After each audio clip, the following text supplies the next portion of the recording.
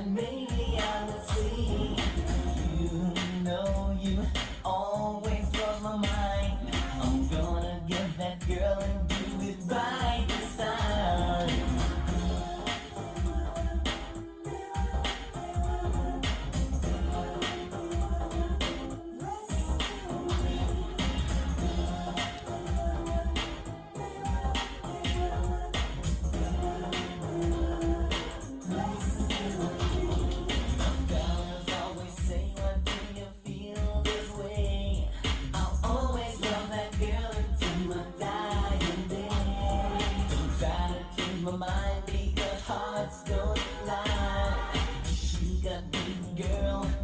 Loves this guy.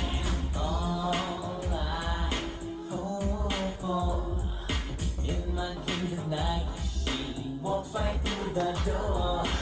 You know you're always on my mind. I'm gonna get that girl and do it right this time.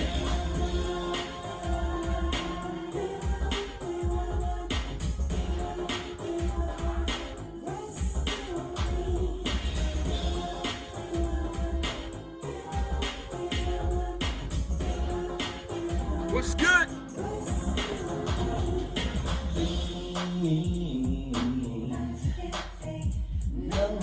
Woo.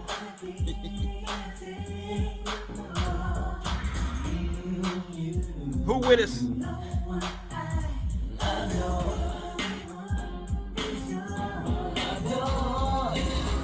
Let me see who in the building with us today. I'm starting out a little late, but I'm gonna catch us up. This is the pilot of the ship, of the aircraft, let's just say. We on the runway and we about to take off. Come on for this smooth ride. Let's go. Get it. Who with us? Couple surprises today. AP in the building. DC is in the building. BE is in the building. What's good, y'all? It'll just be a few. But a few can do what they do. You hear me, baby? It's not how many you have, it's who you actually have listening. It's not how many, it's who it is. Let's get it. Who with me? What is today? I think Brenda Early came in and told us. I'm about to fill you in. Let me see something. Let me get us hooked up here so I can see everybody. And we can read all the comments. Good evening. Welcome to the conversation, the 5 p.m. Wyatt-Live conversation. I want to thank you guys for coming in today, the two and few that are here. Thank you for those that are on Facebook, Wyatt-Live. I don't know. It's the Wyatt-Live page, and then we have the Randall Wyatt page, and then we have the YouTube page. Thank you. What I'm noticing is people are coming in different directions. Let me fix this a little bit. Let me do this. Yeah. Coming in different directions, and that's cool because I get to go back and look at who's watching what at what platform.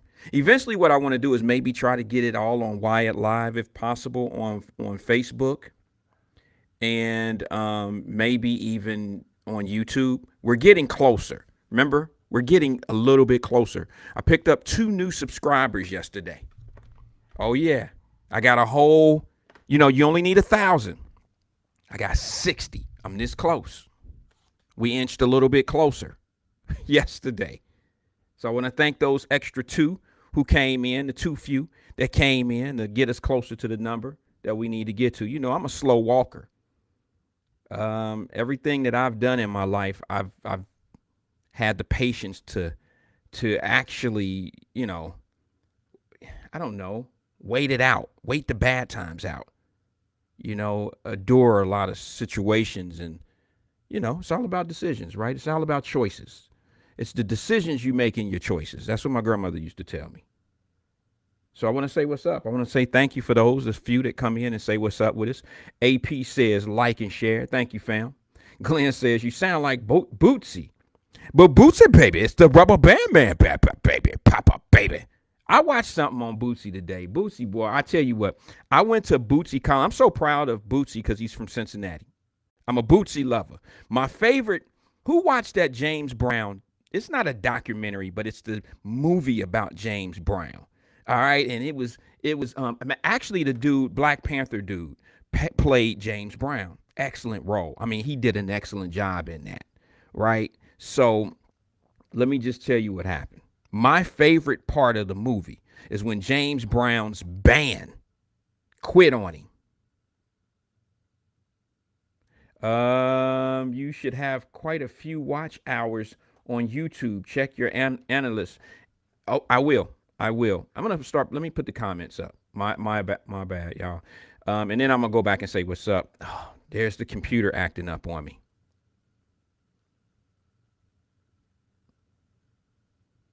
I think I'm froze, guys.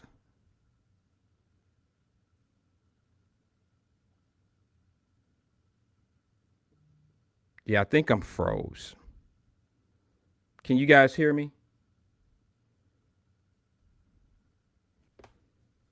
I think I'm froze.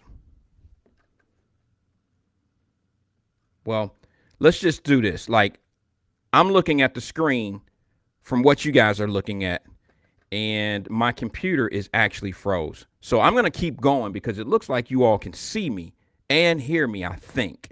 But I can't see any of the comments on the screen because my computer is froze.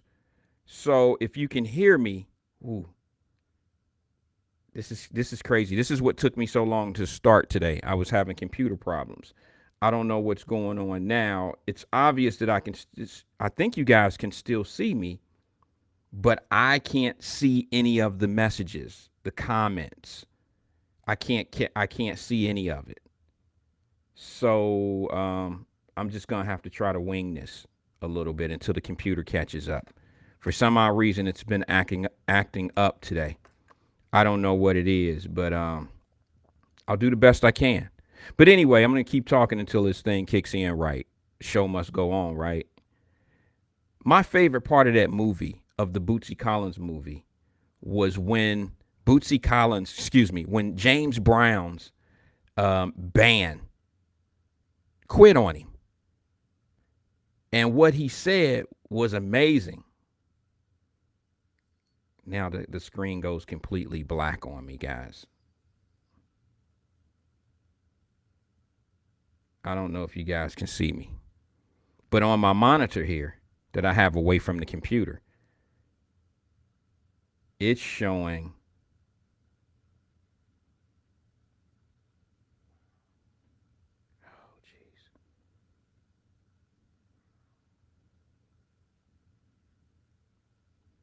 Can you guys hear me?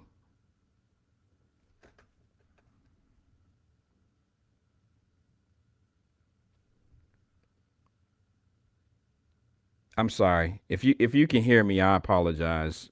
I'm just having okay. It looks like I'm back up a little bit on the computer here. Police analyzing your comments. They will unfreeze it in a minute after they find out I didn't. Okay, can you guys see me now? Can you guys see me now? Are we good? Okay. Daryl Carpenter saying I can hear you. I know a lot of people may have just fell out or pushed out. I'm not here. We see and hear you, AP says. I'm sorry about this, guys. It's just that Facebook or somebody is tripping. Not, I shouldn't say tripping. Maybe they're doing a job. Maybe they're doing something that they're supposed to be doing that I don't know anything about. DC says, I can hear you and see you. Thank you, DC. I appreciate it, bro. Maybe they're doing some type of system cleaning or something. But I can see it's been kind of tough. I've been trying to get on for the last 15, 20 minutes, and it's been slow. And I don't know if it's my system or if it's actually Facebook. Maybe they're monitoring me because I put a hit out on Putin or I said something, and now the government is going after Putin. They making the same suggestions that I made, and that was maybe Putin needs to be dealt with. I don't know. But let me see where people are right now. All right, most are on Wyatt-Live. I think I lost everybody on YouTube. Looks like I lost everybody on my personal page as well. So I'm going to do the best I can to try to make this thing come up again. And I'm going to keep talking. This is what I'm going to do. Let me just reboot, not reboot, but let me just reset that so I can read any comments that may come through. I'll have to try to retrieve them over here if possible. All right. Can somebody send me another message just to be sure? Um, no. Angela Kinney said, did you say anything about being a mercenary? Glenn is back. He said, playing Al Be Sure, old head ass. Well, I put the head on there. But no, my system's been down. It's been messed up all day. Well, I don't know. I've been trying to do a few things for the last hour, and it's been moving slow. Stephen Speed is in the building. He says, good evening, Wyatt-Live family. What's good? What's good? All right. Are we back? Are we back? Because I'm about to get in it. I want to finish telling my story about what I like about my favorite part of the James Brown movie. Can you guys hear me clear? The only problem is I'm not getting the feed on the Facebook. So, I'm going to do the best I can. All right. How about I try to put the comments up on the screen so you guys can see what I'm doing? See, Stephen Speed just said yes. And the comments will be on the side of the screen as they come in. Angela says loud and clear. As you can see, it's now up on the screen. So hopefully our systems will be moving a little bit better. It's still not showing up on my Facebook page itself, but that's okay. Let's move on. Anyway, my favorite part of the James Brown movie, speaking of Bootsy Collins, was this. When James Brown's band quit on him, money wasn't right or something to that nature. My favorite part was when James Brown looked at his side man, his dude who put the cape on him all the time, and he said, "What's that boy name? What's that one boy name?" That's my James Brown. What's that? Floyd? What's that young boy name over there? What's that young boy name? And Floyd, his right hand man said, "Bootsy, boss." Yeah, that the boy from Cincinnati. Get that your boy from Cincinnati. Bootsy, baby. Get that boy from Cincinnati. That was my favorite part of the movie. Get that boy from Cincinnati. And then Bootsy got on that tour with James Brown and tore shit up. I've been rocking with Bootsy ever since I can remember. Bootsy, baby. I like me some Bootsy.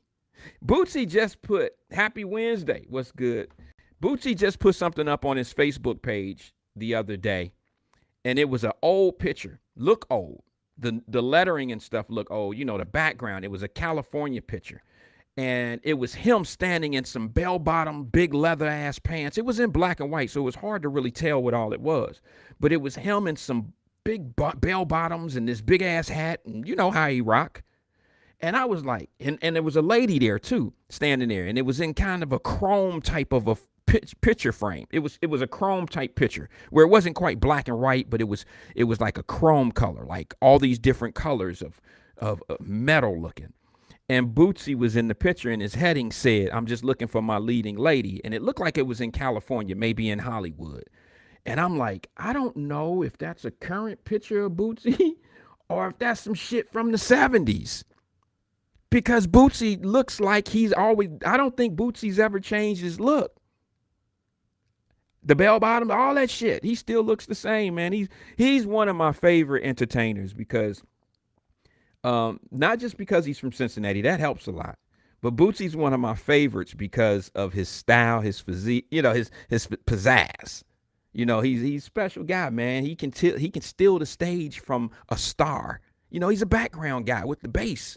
But you put him out there, man, people checking Bootsy out like, yeah, and not even listening to the star. So I rock with Bootsy. So I'm trying to figure out where we are in these conversations. I don't know. This is a difficult situation for me to be in because I can't see anything. I could see me now, but the comments I just don't see them. So if you're still there, say yeah as I'm talking. That way I'll know. Somebody just throw a hand up or something and let me know that you're still here. Or I could be sitting here talking to myself right now. I'm not quite sure. But we're going to get this thing cracking. More companies. I mentioned yesterday. Yeah, Daryl Carpenter say Bootsy is one of the godfathers. I think he said, yeah, the godfathers of P-Funk. Bootsy had more fans out on the West Coast than anywhere in the country. I don't think that the Natty was ready for Bootsy at the time.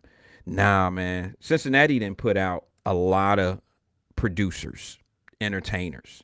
They got a lot of people um, with the residents of Cincinnati, Ohio, under they behind their name, and I'm proud of that. I'm proud of that. I'm big proud of that.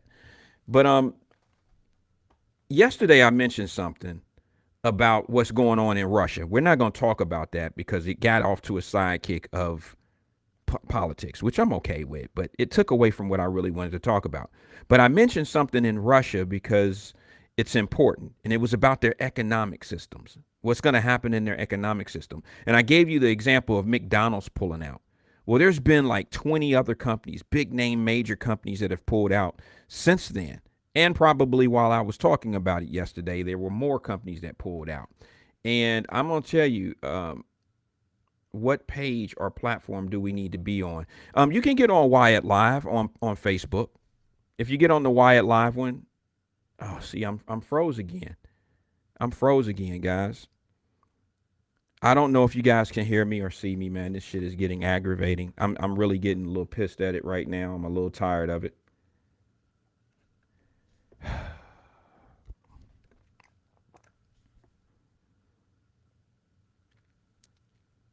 Can you guys see me or hear me?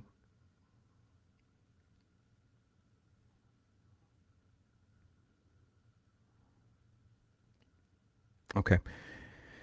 I can't read the comments. I'm just going to talk. And if I'm talking to myself, oh well. I'll just keep talking to myself. Okay. It keeps coming and going, guys. It's flashing on me, coming and going. Some are still saying yes. Angela Kinney said I'm on Wyatt-Live. AP said something, but I can't really make it out because it hasn't come through the system yet. But anyway, let me just say this to you. I mentioned something yesterday about Russia's economy and how McDonald's pulled out. And I've seen over 20 more companies pull out, destroying the Russian economic system. And I can't say that I blame them. Today, watching the news while I was working, come to find out that this guy Putin and the Russian army are dropping bombs. We knew they were dropping bombs, but sad news today is they dropped a bomb on a children's hospital. I can't respect that. I don't respect too much when it comes to war because, to be honest with you, I don't know why we think war is supposed to be nice and there's rules to the shit, because it's not. And I'll be honest with you, whether we want to agree or disagree, I don't agree with Putin at all. But one thing that I know that he was doing was sending warning shots before. I just don't think, like I said yesterday, that you can put, okay, I'm back up a little bit now. I don't think you can put Putin and bluff in the same sentence. He's never been a bluffer. And I think that the Ukraine government did their citizens a misdeed when they did not take Putin serious. And he's put these people in a really, really bad situation. It would have been one thing if you would have had an army lined up at the border ready to fight these guys, but it was almost like they didn't really think that Putin was going to pull the trigger on this move. And it has put a lot of their citizens in the situation that they're in right now. Ukraine was not ready to be hit the way they're being hit. And I don't mean that it's right. I mean that their government, being the president, who we standing up thinking is this superhero at this point, I don't think he prepared his people for war. I just don't think that he did that. And I'm not saying that he could have stopped the bombs from hitting the buildings, but the people inside the buildings could have possibly been a little bit better, been in a better situation.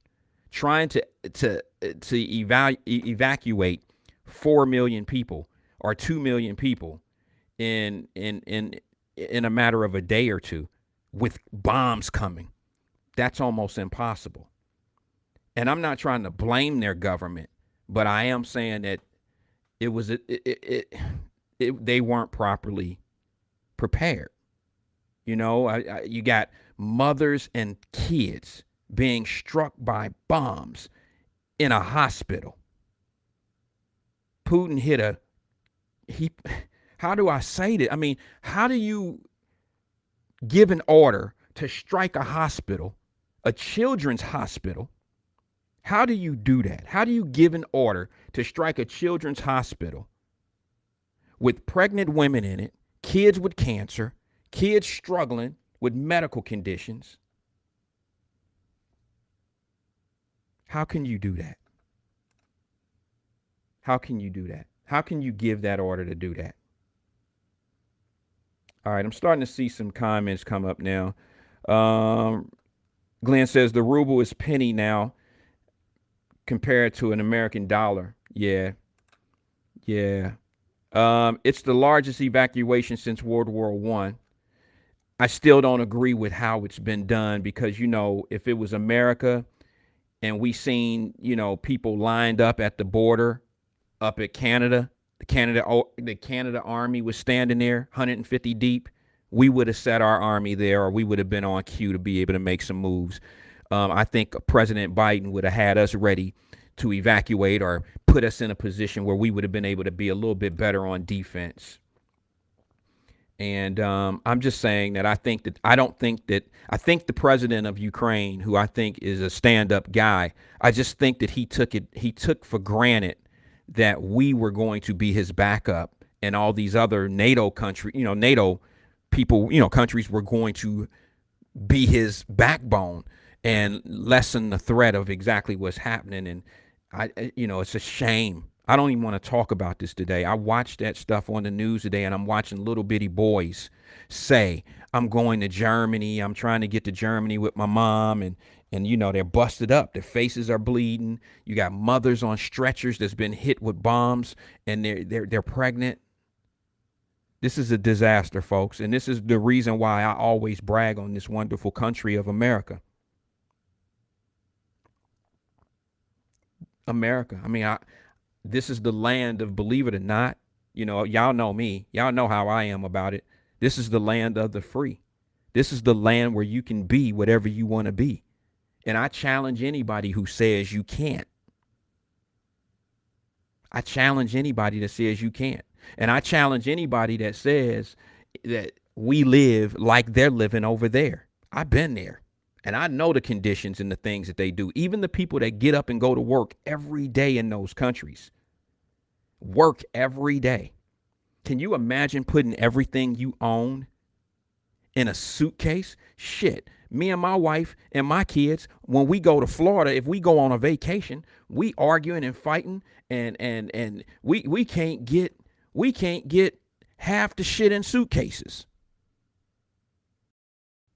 Too many shoes, girl. Don't take that, and just take that. If we go California, don't take that. Don't do that's going. We're gonna have to get an extra boot. We're gonna have to get an extra bag. Imagine if you had to leave your home in a matter of time, and everything you own had to fit in one bag. You and your family, you and your girls, your daughters, or your sons, or your son and daughter. Imagine if you had to put everything in one bag. And you got to get to where you don't know where you're going. Imagine that feeling. Imagine being a person that was working 40 hours a week and now you have absolutely nothing. Your money is worth nothing. Glenn, you know what, bro? I'm going to tell you the craziest shit in the world. Oh, why did it freeze up on Glenn? It froze up. Glenn said he had to leave his Xbox. I told my wife that yesterday. I said, can you believe I would have to leave my PS5? I'm not in the mood to laugh about this shit. I'm not in the mood to laugh about this, but brother, let me tell you something, man. It take me, you, drop. If we all, everybody that got shows and all, if we all were on the same page and can do the same thing, we can move mountains. I promise you, brother. We could move mountains because we just think the same. We just kind of wired a little different. It's amazing. I watch brothers who are unbelievable, great at what they do. I just think they use their superpowers for the wrong things sometimes. That's just my opinion. They may say the same thing about me. I don't have superpowers. But when you do things together, you can move mountains. It's been proven. You can look at a lot of different races who have been able to do it. Race of folks been able to do it. Let's see. Have a network, black-owned media. Well, there's people trying to do that. Clint says, I know I got a couple screws missing. Well, so do I. I mean, I don't want to say you got screws missing because I ain't got screws missing. We just tend to have strong beliefs and we stick there. There's nothing wrong with that. There's nothing wrong with that, quite frankly. It's just a matter of making others feel kind of crazy about their position. I think that's the only thing I don't like about the whole disagreement thing is sometimes we get to talking that shit about, well, this nigga, he crazy than the mug. And then we got to convince everybody else that somebody else's opinion, we turn them into, Trumpsters, for example, or we turn them into Sleepy Joe supporters or some shit like that. And that shit has to stop because we the only ones that do that. Our race of people are the only ones that do that. I mean, as far as being able to do it and hurting, it don't hurt other people when they do that shit. That don't hurt them. That's a magnetic problem for us. As we do it, it really hurts us closer than anybody. I don't see the Asians running around America hollering about anything like, they go through shit too. But you don't go to Detroit and see. Now, I'm gonna say this sensibly, as sensitive as possible. And I've said it before. You don't go to Detroit and see, if you talk about Black Town or Black Hollywood or Black this from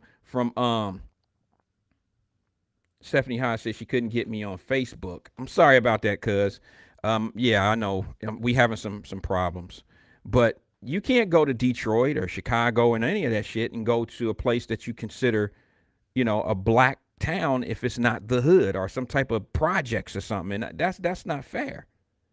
You go to Detroit, they got Greek Town. That's where all the people who are Greeks go up there and have ownership. You ever heard of Chinatown? How many Chinatowns are there in this country? In metropolitan cities, there's several. I've been to them. Detroit, you can go to Chinatown. They own everything: the cell phone companies, the restaurants, all the advertising spots on the bus stops in the walk Chinatown thing. All of that, they own all of that. They own all of that. So I just think a collaboration works well, even when you have separate opinions, different opinions. Angela Kinney says Greektown in the D. Yeah. Shit, they got a casino. Yeah, there's my system acting up again, guys. This is driving me nuts. But yeah, they have a Greektown casino. It's just amazing how other cultures are able to, stick together, do what they need to do. But that all being said, I'm not saying that there's not a possibility of us doing it. That's ridiculous to say that. I've never quit at anything that I've done that I really wanted to do. Let me go into a little bit of something. I told you about the economy in Russia, and of course their dollar is now less than a penny, or it's worth a penny or some shit like that. A lot of the companies from America, McDonald's and all these other companies, have moved away. They're done. They're done. They're not there anymore until this war is over, for what I've been told. I do want to share something with you guys. Yesterday I had a phone call, or was it the day before, about my Girl Scout cookies. Oh yeah. Oh yeah. Y'all gonna laugh, but I'm for all the laughing. Huh? Those is your partner. Oh yeah. I ain't gonna tell y'all how many boxes I got. but I got quite a few. You got the Thin Mints and all these and all of those.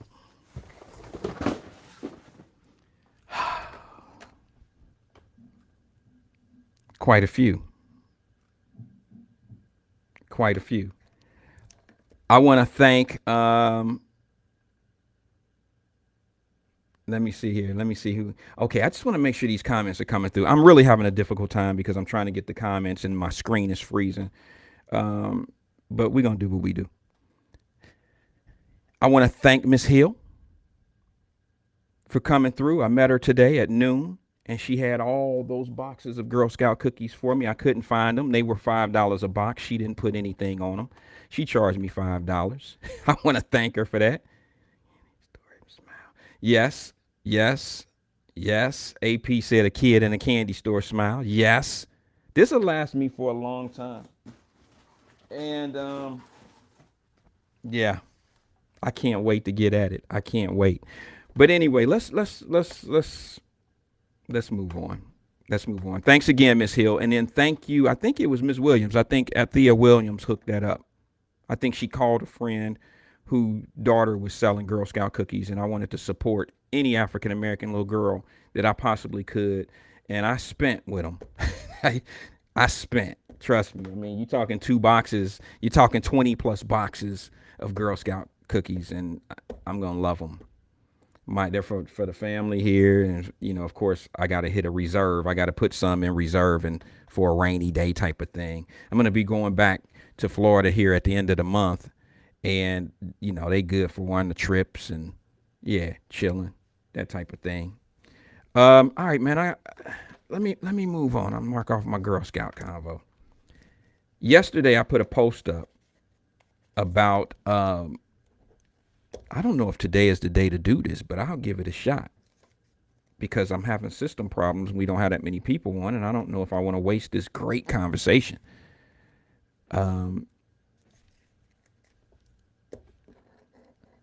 But let me say this one last thing about this war thing. I shouldn't, but I am.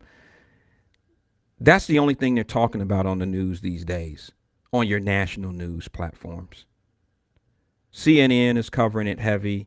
Fox is covering it heavy. MSNBC, all these networks are covering the war repeatedly all day, every day. And I just want y'all to know that don't get lost in this war conversation. What's going on is what's going on over in Ukraine. But there's still a war right here in America. It's not a war against black folks. That's not where I'm going. And if black folks think there's a war going on them, all you got to do is look over in Ukraine and you'll truly see what a war is.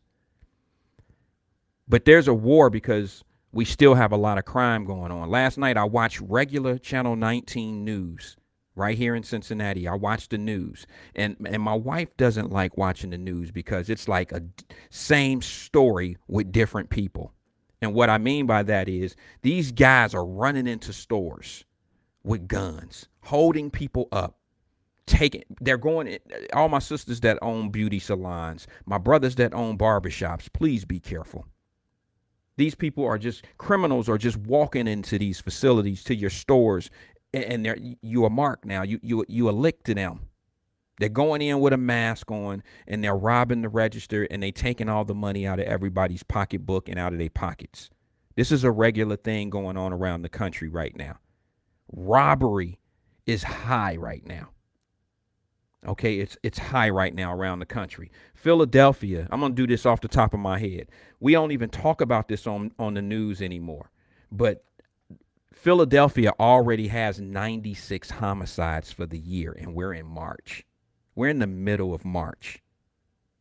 And what's being lost in the sauce is we're not talking about these things. So when you're not talking about them, then they fly under the radar. So as they fly under the radar, it's just less interest. I think in order to make something go away, or for politicians, your local politicians, such as your city councils and people like that, your mayors, I think in order for some of your problems to go away, they have to be on Zoom, on blast, right in front of everybody's face. Have to be.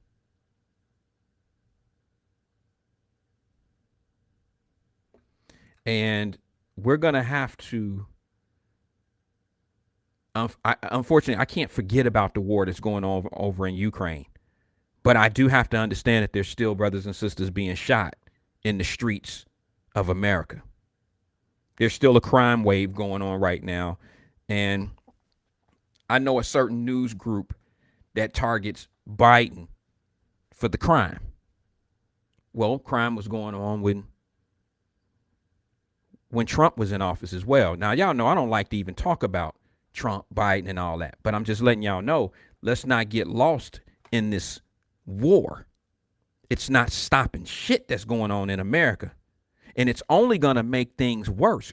Crime will rise with gas.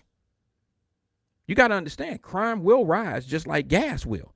Because it's not just gas that's getting expensive, it's everything's getting expensive. So the more everything costs, the less people who had little, they have even less. So crime is going to go through the roof based on, inflation. That happens. And all I need you to do is, if we're going to only pay attention to the war, that's going to lower our guard for what we need to be watching for. And that's why I wanted to let y'all know, my brothers and sisters, that be careful in your beauty salons. Be careful in your barbershops. Be careful in certain places these days, because people are looking to hit a lick. Now, what is $15 an hour working at McDonald's right now when gas is $4.50? It's nothing. It's nothing. It's nothing. You spending all your little extra money to get where you going. You know what I'm saying? If you're making an extra $3 an hour now, and you picking up an extra $60 a week on your check, I'm talking about a person that's making $15 an hour, working at a respectable restaurant, a respectable job, making an extra $3 an hour. You were making 12, now you're making 15, and now you're paying $4.25 or whatever it is for some gas. You're paying an extra 60 cents for fucking bread. Shit, the dollar store, they lying now. You can't call they ass no Dollar Tree. They the $1.25 tree now. They the $1.25 tree. Everything in there's $1.25. That's when I knew shit was over with. That's when I knew everything was okay. When inflation strikes the dollar store, oh yeah, we got a crisis going on. And it's there. It's in there. So I just wanted to let y'all know that I understand that there's a huge, heavy war going on right now, and it is affecting us. But it shouldn't be the number one thing on our radar. And unfortunately, mainstream media some are using this for political platform, political push towards one particular party, and then the other party's using it. That's what they're doing. But my thing is it the deflection? Is it deflecting on what's going on in America? Gas is not the only problem we have right now. Before gas was going on, what were we talking about? Y'all tried to ignore crime as if, oh, that's just the Republicans trying to bring crime to your attention. Well, the only people who say that are people that are not affected by crime directly. Try saying that to somebody that is affected by crime. Try saying that to them. Try saying it to a lady that lives around crime and she's scared to come outside her door, or she's rushing to get off of the metro to get to her apartment because she don't know if somebody gonna rob her or if she gonna get hit with a stray bullet. Try saying that to somebody that has to live around crime. Try saying that to somebody that get home from work and not sure if their house then got broken into again. When they get home, they not sure if their stuff is all in there. Try saying that to them. And for those that don't believe, because I've heard it, I'm not here to argue with anyone. I'm in the profession. I know exactly how this shit is going down. Some people may want to argue just to sound articulate and sound smart about what they're talking about when they don't know what they're talking about. But if you look at the statistics right now of the of what's going on right in Cincinnati, they are releasing people with current pending charges, letting them out on OR bonds, getting re-locked up on another charge while out on an OR bond. Y'all voted Sheriff McGuffey in. Ask her. Ooh, did you say that, Wyatt? I ain't part of nobody's campaign. Y'all voted her in and don't ask her no more questions. Ain't nobody, y'all got her the job. Everybody was behind her. Everybody, y'all was with her. Go ask her some questions now. Oh, wait a minute, hold on. When the one sister who had the playing card situation jumped up, now everybody want to jump down on her like y'all stopping that sister's business. They are playing cards. She tripping. So y'all get on her about some playing cards, but ain't nobody asking no questions about who y'all letting out. What's going on? Anything? Do we have a group of people that actually do that? Do we have that? I'm just curious to know. Let's take a call. I don't know if my system is working right. We're going to give it a shot. Good evening, caller. This is Wyatt. Who am I speaking with? This is Black Russia. What's up? Hey, Black Russia, what's good with you, brother? Long time. I know, man. I've been pretty busy out here in these streets, man. Hold on one second. Let me answer this real fast. Glenn says McGuffey isn't responsible for crime. That's not what I'm saying. I'm not saying that it's her job to lock anybody up. I'm not saying any of that. I'm saying ask her what's coming through the Justice Center. Ask her who they letting out because they get the paperwork. I'm not saying she's responsible for crime. I'm saying that she sees what comes in and out, and she sees the OR bonds, and she makes recommendations of, like, if there's a low-level criminal in the joint, they can make recommendations that this person be sent home. We need bed space. So why don't y'all ask some questions? That's all. I'm not trying to say she's a monster. I'm just saying ask some questions. Because I know go ahead, Black Rush. Go ahead, Black Rush. I'm sorry. Go ahead. Hey, no, I got a question for Sheriff McGuffey. Okay. Where's the gun at? Good question, bro. I don't know. You mean the one that got stolen? Out of her car, out of her personal car, at her personal residence. And didn't it end up in Winton Terrace? I don't know where she was parked at. No. It was parked at her residence, but the car that was stolen, her whole car was stolen, from my understanding, and it ended up in Winton Terrace. That's interesting. I thought so.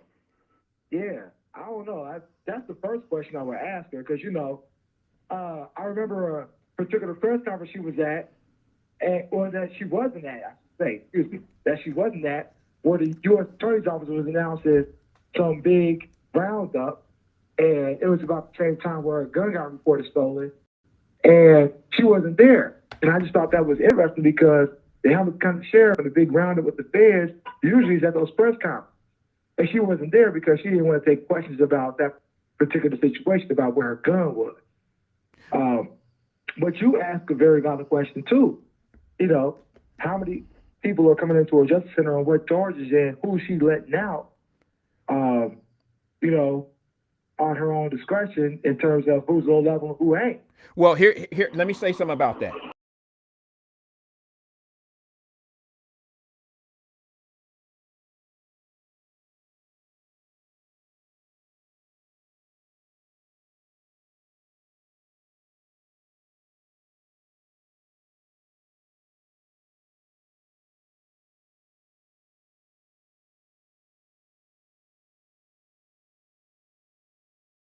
Okay, there it is. It looks like I'm back now. And let me just looks like my camera and stuff is froze, but I don't know if you can still hear me or not. Can you hear me, Black Rush?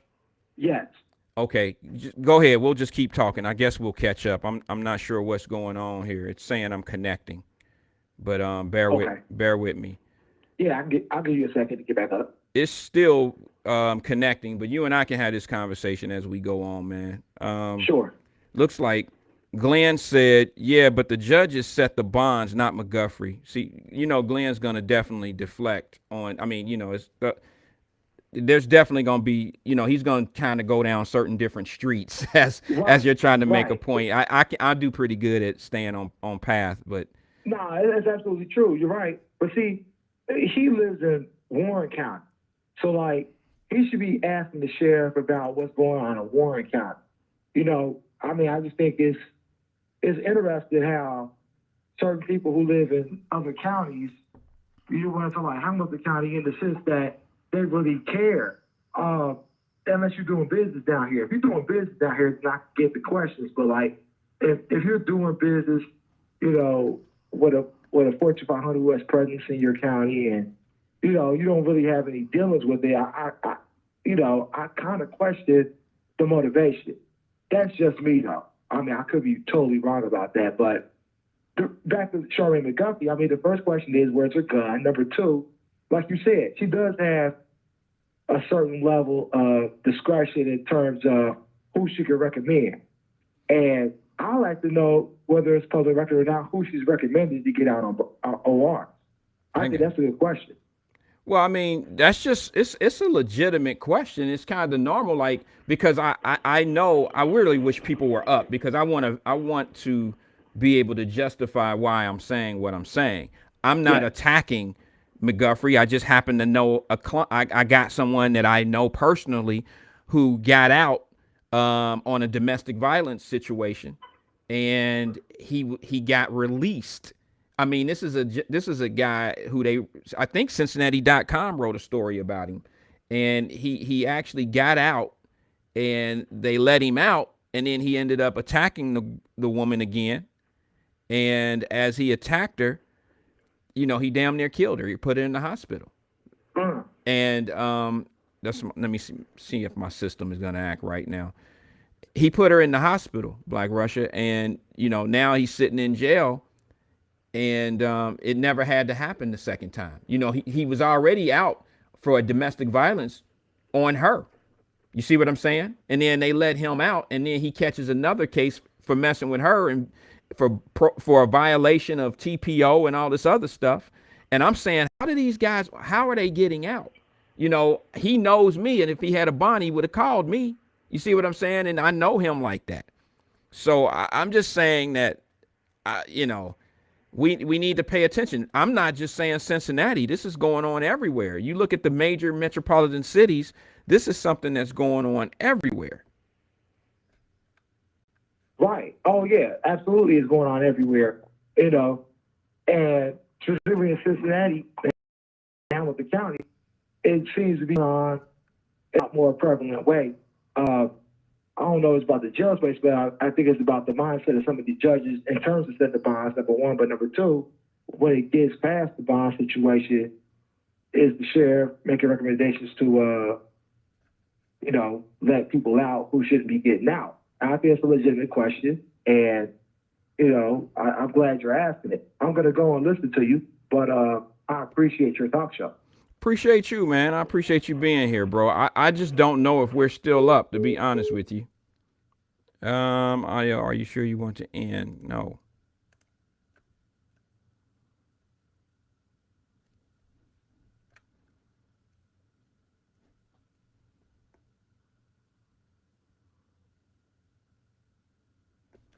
All right. I don't know if you guys can see me still or not, man. That whole conversation I just had with Black Russia was on a black screen. I see the comments here now. I see I couldn't see any of this while I was talking to you guys. I couldn't see any of this. I heard it too. We up. Glenn says there is no argument. I know what I say. We heard you, just no video. Okay, great. I'm okay. And the reason why I said deflection, Glenn, maybe that's a bad word, but I'm saying, like, when I'm trying to make a point, or when I notice this in people that have disagreements on a certain point. sometimes like you'll argue, people will have a disagreement and say one thing, and sometimes the points go down different avenues of something else that may be relevant, but it's not relevant strictly to the point. You see what I'm saying? It's like that. And and when I say deflection, I mean it to a point where deflecting from the original point.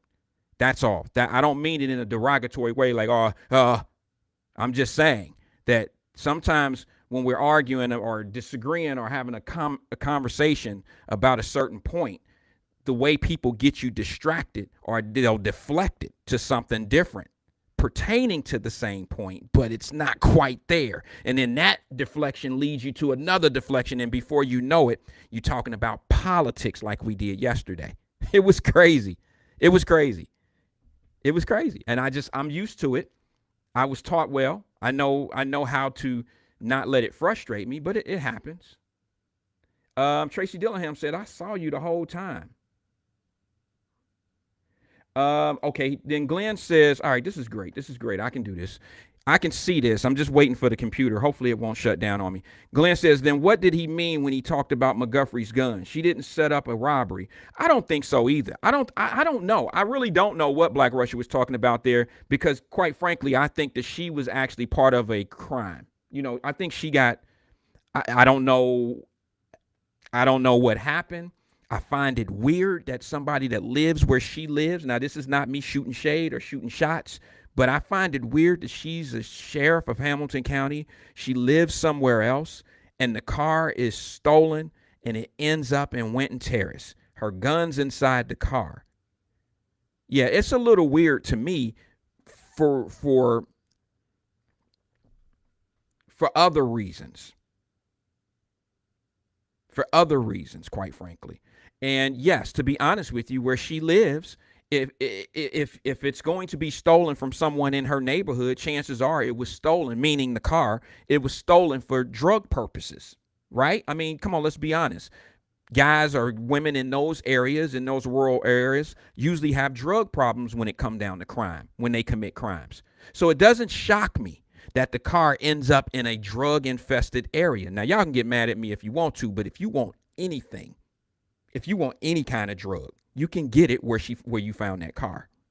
You can get it there. You can get it there. Chances of it rolling up in my neighborhood, it would be very slim. What you gonna do with it here? Maybe ditch it. But you're not going to see. Let me just give y'all something that a lot of you already know. And this is why I come up with the conclusion that I come up with when I say Winton Terrace. It's because we all know that back in the day, and it still goes on today, that dope fiends tend to let dope dealers use their cars. So if they steal one, they can tell a drug addict, they can tell a dope man. A drug addict could tell a dope addict will tell a drug dealer, yeah, this is my car. You can drive it. Yeah, give me some drugs, and I'll give you what I got in money. Take this gun, and you can drive my car, too. And the drug dealer don't know. He ain't checking for registrations and all that shit in the glove box. You show this your name. You show this your car. No, he ain't going to do that. Chances are it was a drug addict who took her car, and he copped dope with it, and he hit a lick. There was a gun in the glove box. I don't blame her for that. I really don't. I don't think that, I think that can happen to any, citizen with a weapon. That's just my opinion. I just, I'm not going to be critical thinking. I'm not going to go too hard on it. Let me see here. Angela says, one of those suburbanites that like to kick inmates in the head. Yeah, maybe. Glenn says they had Oxyhead and Mason stealing purses out of cars in Mason when they dropped the kids off at school. Shit happens everywhere. It does. That's my whole point. I think that her car could have been stolen in her neighborhood, like it was reported, by a drug addict in her neighborhood who copped some dope in the inner city.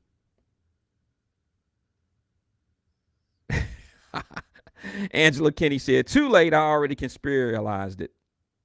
I got you. I'd love to hear it one day. I mean, you know, I got my way of what I think about it too. Because to be honest with you, here's how people talk. I remember when people were saying she couldn't even carry a gun.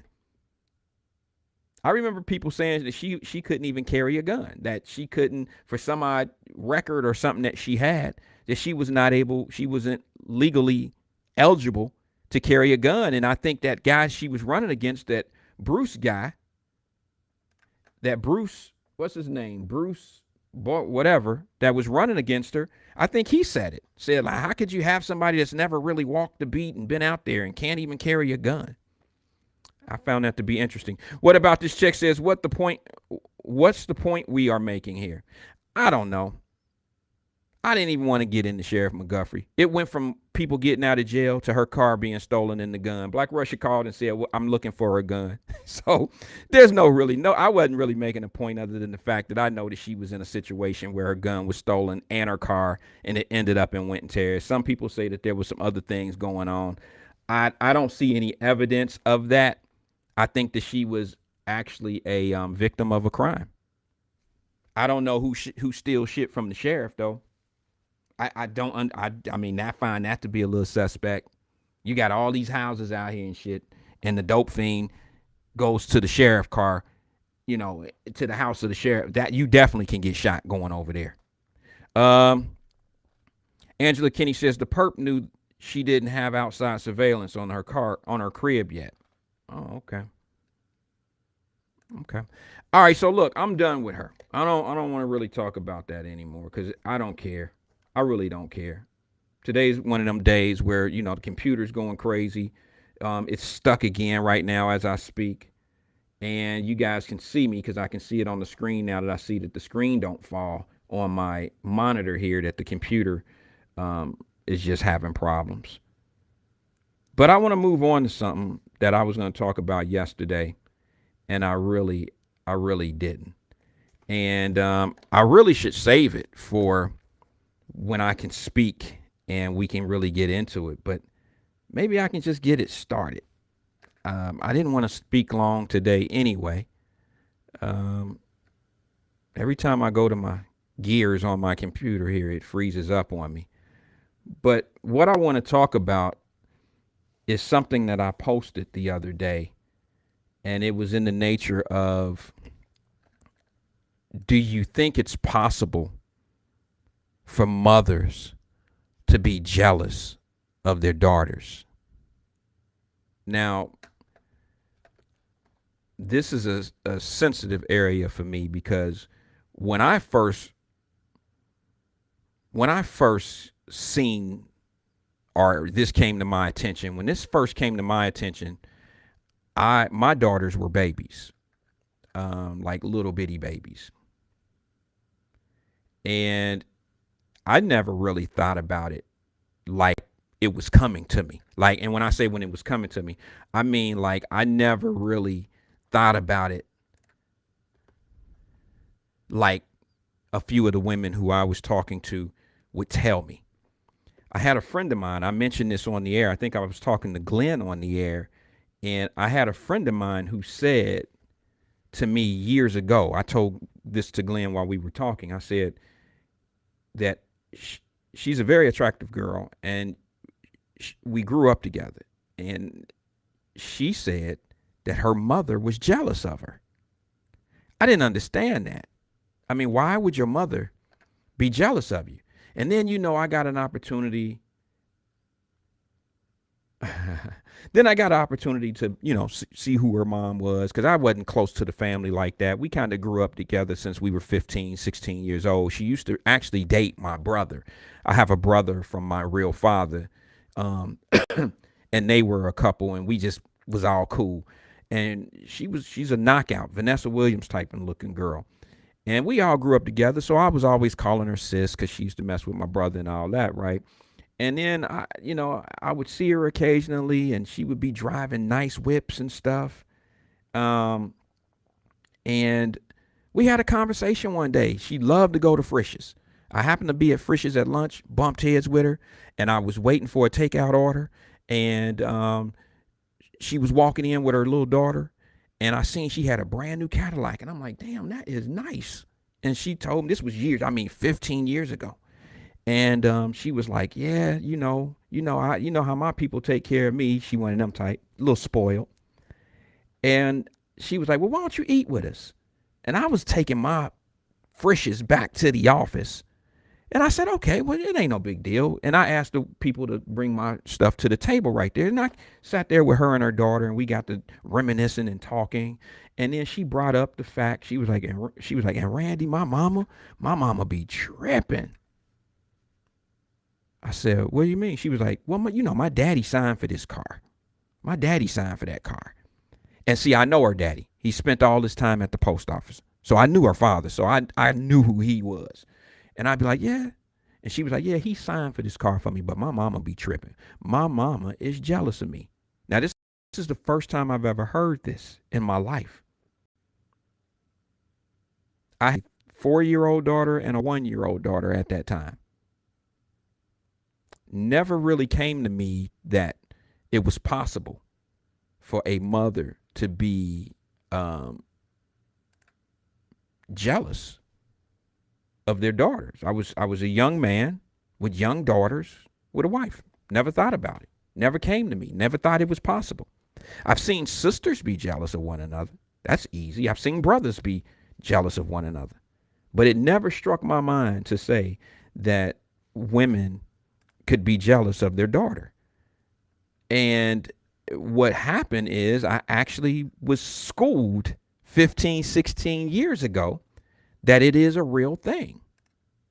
And I'm trying to see if you guys feel the same way.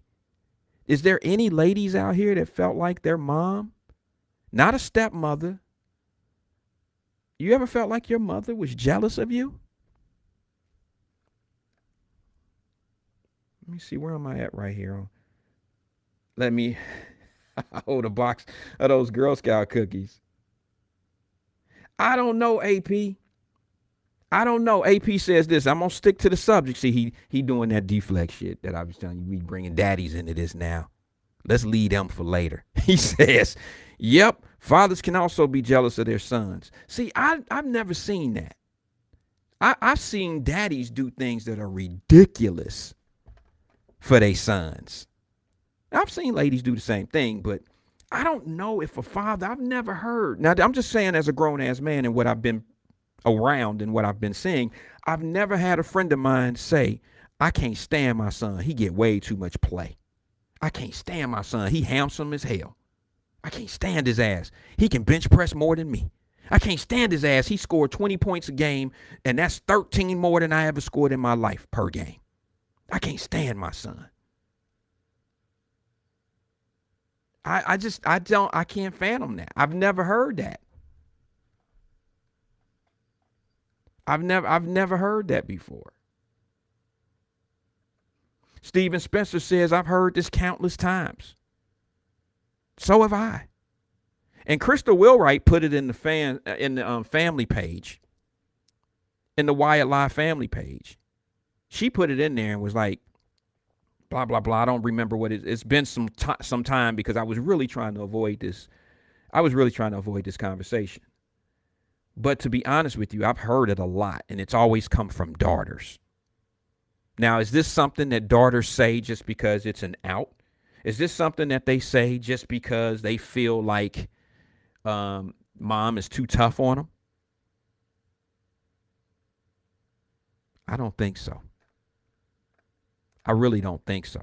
I can give you some examples that are consistent from so many people, so many girls that would tell me. But this one particular friend that I had, she would always say, my mama always trying to put me out. She always want to put me out. She'll let me come home, but she make it rough on me. She treat me like this, blah, blah, blah. And my daddy always trying to help me. He want to get me some furniture for my apartment. He want to do this. He want to do that. And then what I noticed is me as a man, as my daughter got older, I start feeling a certain way. This is why I'm trying to stay away from the conversation, because it was always in the back of my mind. Like, do I do too much for my daughter?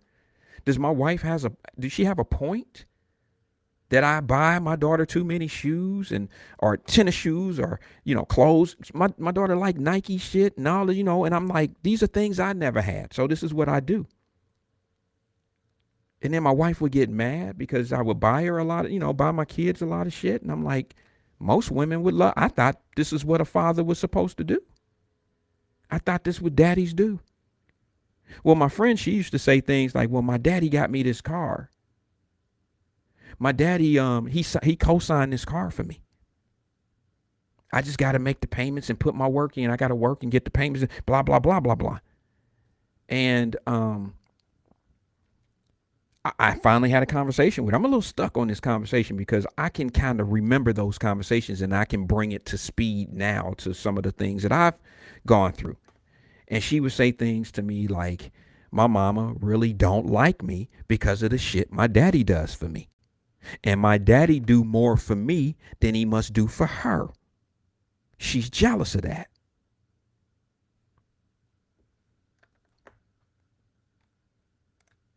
I found that to be a little weird. But as I got older, I started thinking when things for my daughter. I noticed that my wife was giving me some pushback, but it was okay when she did some things. It was okay when she bought them something and I wasn't aware of it, or they went out and got ice cream or something special she did. And, oh, well, it's only this one time. It's only this, it's only that. But when I do it, I do too much. When I buy them shoes, they don't need no shoes. They don't need this. They don't need that. Why are you doing that? Why you see you spoil them? It's a bad thing when I do it. It's like she only do the shit when it's a necessity.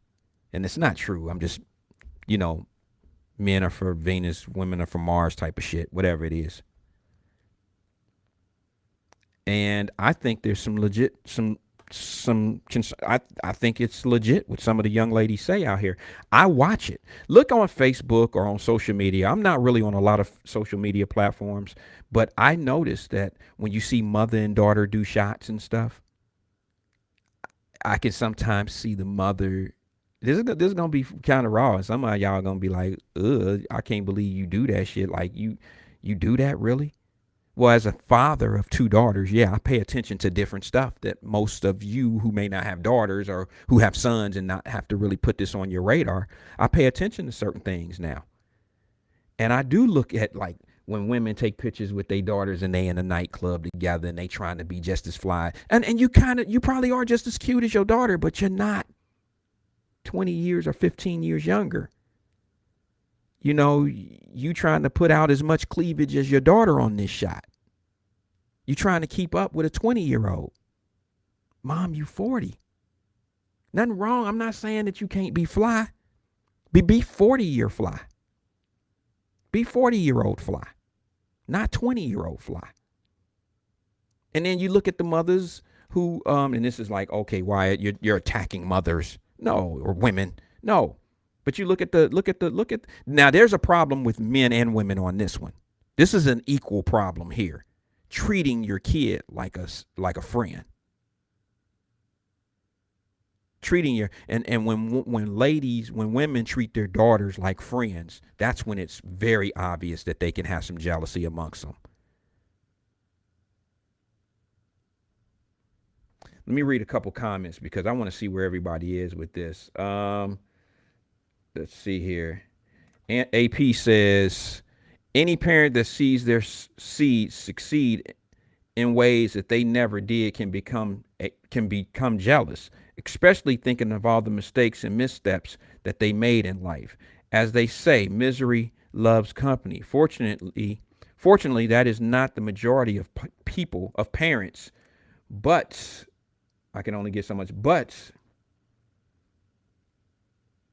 but is not the majority of parents, but they do exist. Okay, I got you, brother. Sorry, so much comment can only come on the screen, so I tried to go back and retrieve the rest of it. Tracy Dillingham says, Daddy was playing them against each other. Maybe in some cases. But I'm going to tell you right now, that's not a good home. As a father, speaking from a father, you don't want clashes of the women in your home. That's a horrible day. That's a horrible week. That's a horrible month. That's a horrible life. There's nothing worse than two women, whether it's a young woman or a mother, at each other. You're in the middle of it. I don't know of any parent that would purposely turn them against each other. That I can't find myself doing that, for one. Number two, I don't see where the person benefits to do that. I don't see where anyone benefits doing something like that. I don't see the benefit in that, as a man. Glenn says, my wife used to say the same thing, Wyatt. That's funny. Which part, Glenn? I'm a little bit behind on my comments. Been About That Check says, do you think they are jealous of who can do more and not jealous of the kid?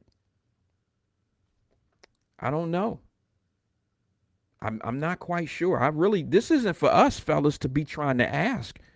To be honest with you, bro, we need to fall back and let some of the women say some shit. Cause this is not us. I just don't think men do that with sons. I think I quite honestly could see. Can you, as a woman, let me ask you something. As a lady, this is going to be brutal, but it's just a question. I don't know. I'm not saying you would be jealous or you wouldn't be, but how does it feel as a woman to raise a daughter on your own and she go off and marry and have a life that you never had? Can that be a problem for a woman? Can she get in her feelings about that? Like she go to college or whatever, maybe find Prince Charming right out of high school, and they go off and get married, 2 kids, and they go live out in the suburbs and they living real nice. I know sisters have problems. I don't mean color skin sisters. I mean sisters tend to battle and try to keep up with one another. When they sister get a good man, they looking for a dude that's, if not him, better than him. Somebody that can keep up with what her husband doing. Oh my God. I know all about that. So do women do that with their daughters too? I mean, do you get in your feelings, lady, if your daughter go off and, now this is not me saying y'all do this. I'm just saying that I could see how she then went and found a nice dude. They got married. Somebody never married you. I mean, you never got married, or maybe you did get married and maybe they've been together now for 10 years. And I mean, you probably happy for them and all of that, but you got to look at yourself a little bit and be like, damn, my daughter's successful. And, I would have gave my left arm to be in a relationship and find a little dude like him. I don't know. See, I'm jealous of a few things in life, but there's a difference between being jealous and being envious. There's a lot of things that these young fellas, none of them are my sons, but there's a lot of things that these young fellas do out here that have more opportunity that ever came my way. And some take advantage of it and then some don't. Those that don't, I don't worry about. But those that have opportunity, who see it and take advantage of it and seize that moment and that opportunity, I have to say, yeah, there may be a level of jealousy from me, but not envy. Like, damn, I wish I had that opportunity. Good luck, young man. I don't want to see him fail, but I wish I would have had that shot. But I don't hate him or hate the.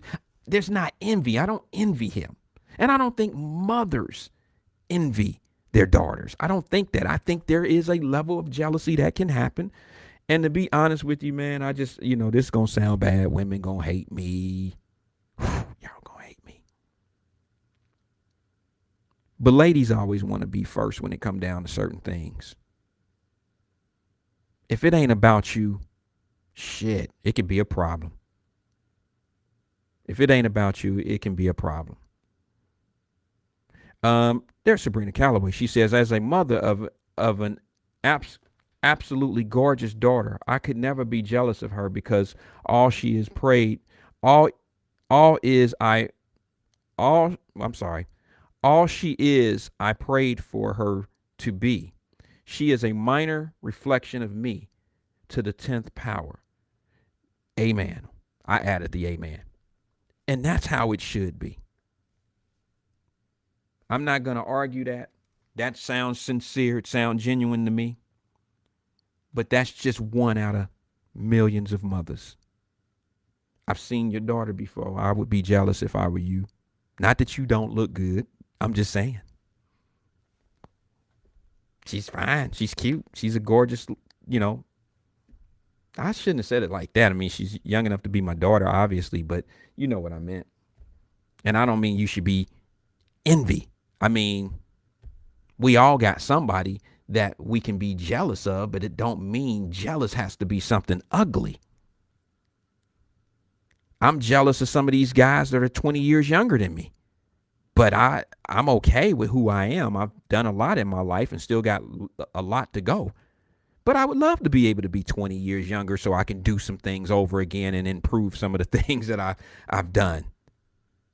Yeah, I'm jealous that I'm not 20 years younger. Yeah. I would love to have 20 years back to be able to get 20 years of technology. Imagine 20 years from now when they're my age and I'm 20 years older. Imagine what technology is going to be 20 years from now. They'll feel just like I feel right now about the up and coming guys that's behind them. Here's a pretty long one. I'm going to do my best, AP. I've told my kids that I'm not their friend. I'm a parent that they can count on and come to with any problems. They have a life. We can't be friends. You can't talk to me any kind of way. We don't hang. You haven't been through what I've lived. Okay, hold on one second, guys. You haven't been what I've lived. We can't. I'm sorry. He says, you haven't been through what I've been in life, where I have been in life, and don't pay no bills under this roof. Well, I haven't been friends with my kids either. With my daughters, I haven't really been friends. There's a fine line. You know, I draw a line in the sand from friendship and parent. My daughters don't. The best friendship they're going to get out of me is, come on, daddy, do this TikTok with me. Come on, daddy, do this dance with us. Come on, daddy, watch this movie with us. That's father type shit. But like, hey, dad, we going to Kings Island. We're going to hang out with our friends. You want to go? No. Now, when they were younger, I used to pretend to be the cool dad. That shit didn't last long. Because I remember when I was a young man and my mom wanted to not necessarily hang, but when my partners came to the crib, my mother always wanted to get all up in their face and shit and start doing all the dances that we do. That embarrassed the shit out of me. I used to tell her. It took her forever to learn how to do that MC Hammer Running Man shit. And every time she tried to do it, she must have practiced her ass off in the other room.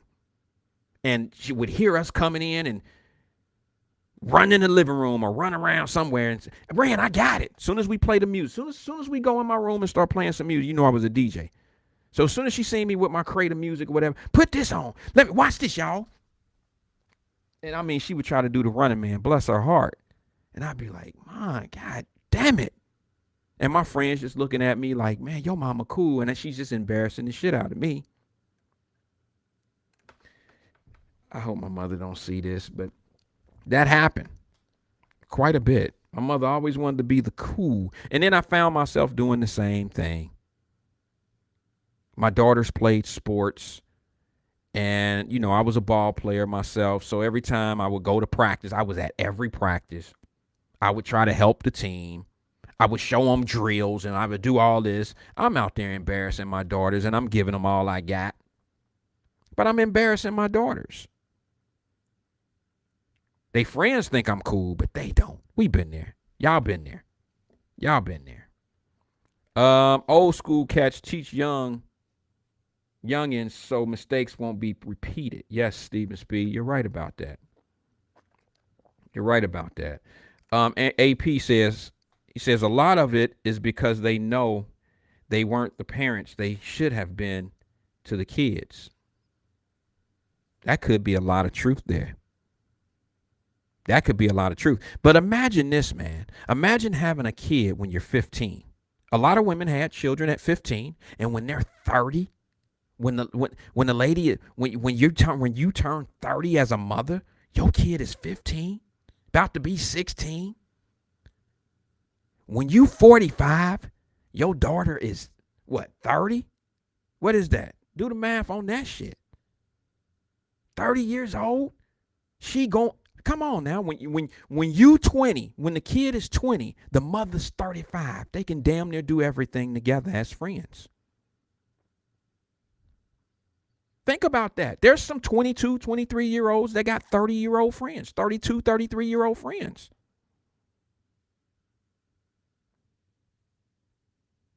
So, I mean, I could see how it can be a situation. Glenn says, I'm jealous that my son's first car will be better than my first 3 hoopties I had in my parents that had at my parents. Had a little money. And my parents had a little money. Yeah, I mean, there's certain things. I mean, I could see, like, am I jealous of my daughters having more things than I ever had? It never crossed my mind because I'm always there to try to make sure they have it. My daughter's first car, granted, was a pass-me-down, but it was a Benz.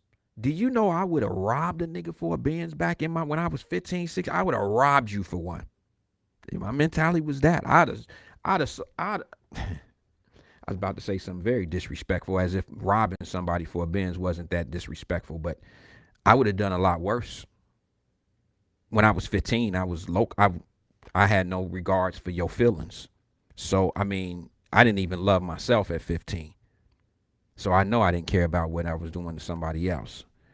Ben About That Check says, once your kids grow up, you should be friends with your kids, my opinion, or you will never know who your kids really are.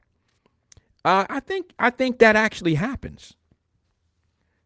I think if you raise your children the right way, you don't have to be so close to them when they get older. I think what happens is they can trust that your opinions really count. They trust what you tell them because if you've really been in their life, the lessons that you've been trying to teach them throughout the period of their life, excuse me, come to fruition. The things that you've been telling them to do tend to come up, and they notice. If they paying attention to you, they notice all the things that you've ever said that it comes up. And I mean, I think friendship, trust, and all that should come later in a relationship with a child. You know, I think I'm not talking about parenting. That should start right when they come home from the hospital. Mom and dad start that shit as soon as you put the first bottle in their mouth. I'm talking about as they're adults. There's nothing wrong to have a friendship with your children when you're adults. Now, one thing I will never let my children do, no matter how old they get, you cannot disrespect my home. You cannot curse around me. And you cannot, I refuse any drugs ever around me. Ever. That'll always be something. I don't want cigarettes. I don't want weed. I don't want crack. I don't want cocaine. I don't want nothing. I don't even want you drinking around me. Now that might be a little harsh, but I didn't grow up. That's not something that I ever done. And I was a big stickler about that. Let me see. Sabrina says, it truly has always made me proud to be her mom. I'm truly the exception because I had an amazing run when I was younger and lived well. And I'm still turning heads at almost 60 because I take care of myself. Mama still got it. Hey, I can't dispute anything you just said. I've seen you. I mean, you know, with Facebook friends, all of that. I get it. But see, what you got to understand, Sabrina, is everybody ain't quite put together like you. Or all women don't have it together like that. You know, some of these ladies have gorgeous kids and maybe they didn't pull men like their daughters are pulling men these days. So, and maybe they didn't live how you were living. Maybe they didn't have, you know, a variety of people or variety of choice. And maybe their daughters do. And that can lead to them being a little jealous. Now, my thing is, what's the difference between being jealous of them and envious of them? Do the ones that are jealous and envious, do they make it rough and tough on their daughters? I don't know. I know my friend, she very seldom had anything good to say about her mother. I mean, you would have thought her mother was like a close enemy. Get it?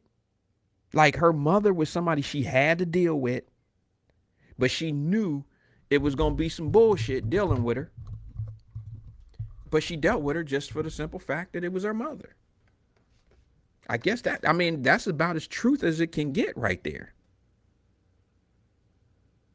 So, I mean, I don't know. This is something that I'm going to learn from. I'm going to learn from this.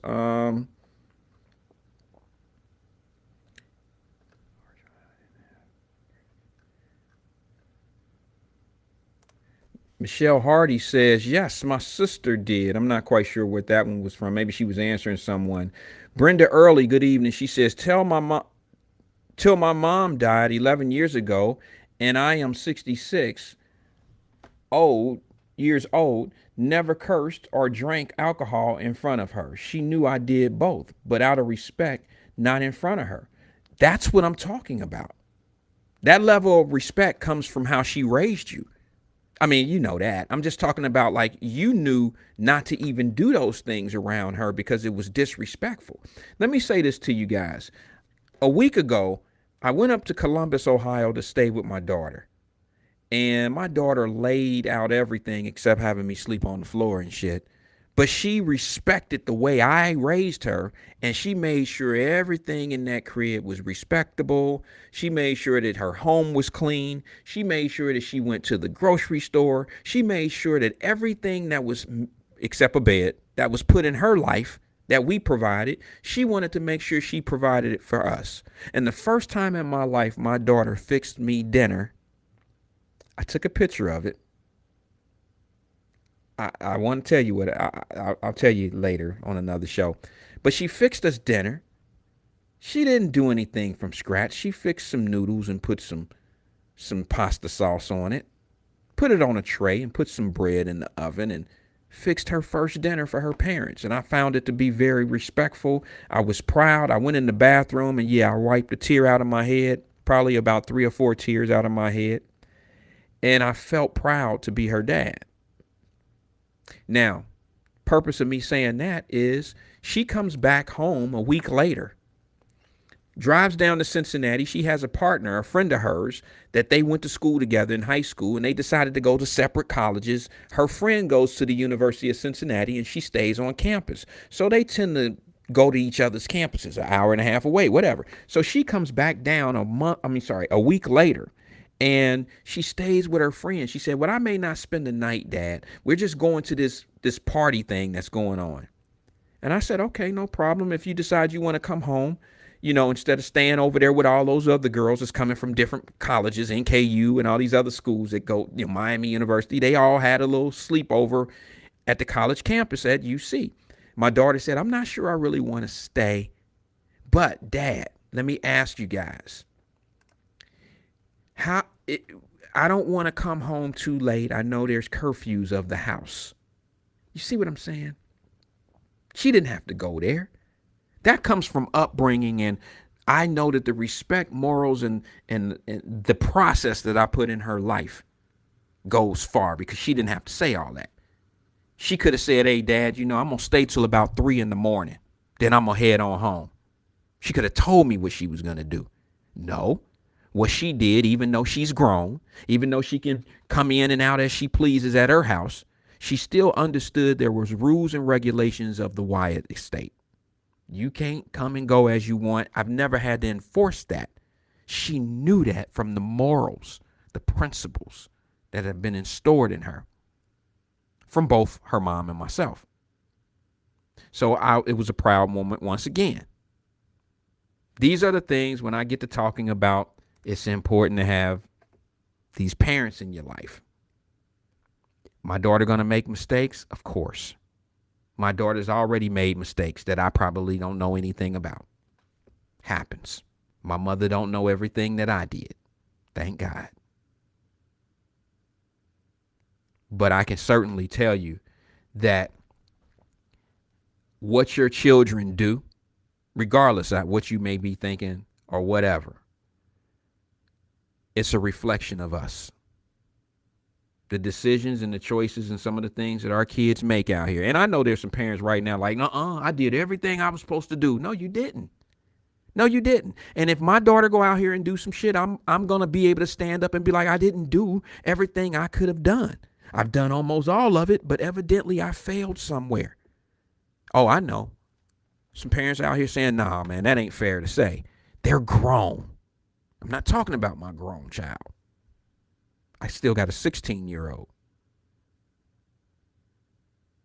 I have a 16-year-old daughter who lives in the house that I still have to worry about. But I don't worry about it like, I hope she don't get pregnant. We understand what's going on. We have her active in things.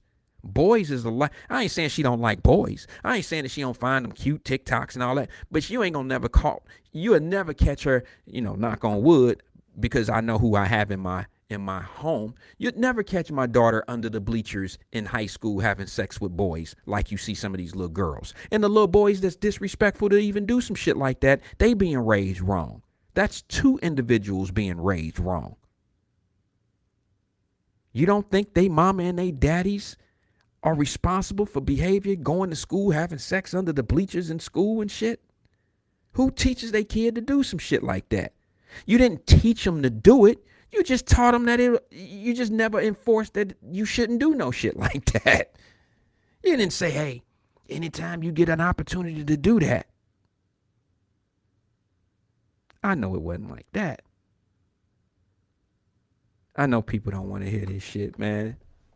You'd rather talk about, let's see, what's going on right now? Who getting a divorce? What Hollywood stars are going at it right now? What they doing on Housewives of Atlanta? Wait a minute. I haven't watched, what is the show? Hip Hop, Love and Hip Hop in a while. I know that's what all pull your chains and all that old shit. That's what they like to listen to. But I don't really do that. I try to have serious and real conversations and occasionally try to have a little personality. I try. Let me see here. I can't really see all the comments. I'm having one of them days where my system is slow and I can't really get it up and running right. Sabrina replying to Michelle Hardy, she says, we're still having to experience the damage she did to that girl. I must be behind on a conversation. Let's see here. Someone said, let me see who said this. Brenda Early says, my mom didn't drink, so I didn't do it around her. No. Stephen Speed says real life lessons. Let me just say this to you. My mama gonna kill me when I say this, but I used to watch my mama take a dime bag of weed, put it on an album cover and scratch and scrape all the seeds out of it. She'd use a Stevie Wonder record, Stevie Wonder album cover. And I'd watch her take the seeds and shit. I mean, these are the things that I seen as a child, but I still didn't end up making them decisions. I mean,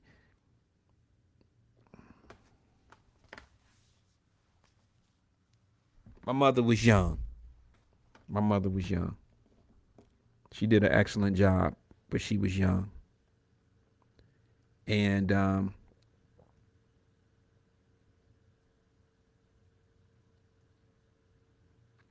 we really need to tackle our real issues. We need to tackle our real issues. I say, they're going to say, Wyatt, you went off on a tangent. But I say, all you got to do is look at all these other countries right now, the ones that are being run out of their country the ones that are running out of their country to try to come here, and the ones that are running out of a country being taken over by another country. And I would put this country up against any of those countries as far as being the best country in the world. This is what's so frustrating when I hear people bitch and complain about America. I don't have my American Wyatt brand made in America sweatshirt on today, but I'm going to say it every day until that war is over, as long as I'm on this airwave and as long as one person is listening. But you just don't know what you have sometime until it's gone. You don't know the opportunities you have until those opportunities are no longer there for you. And it burns me up when I hear people talk how bad something is.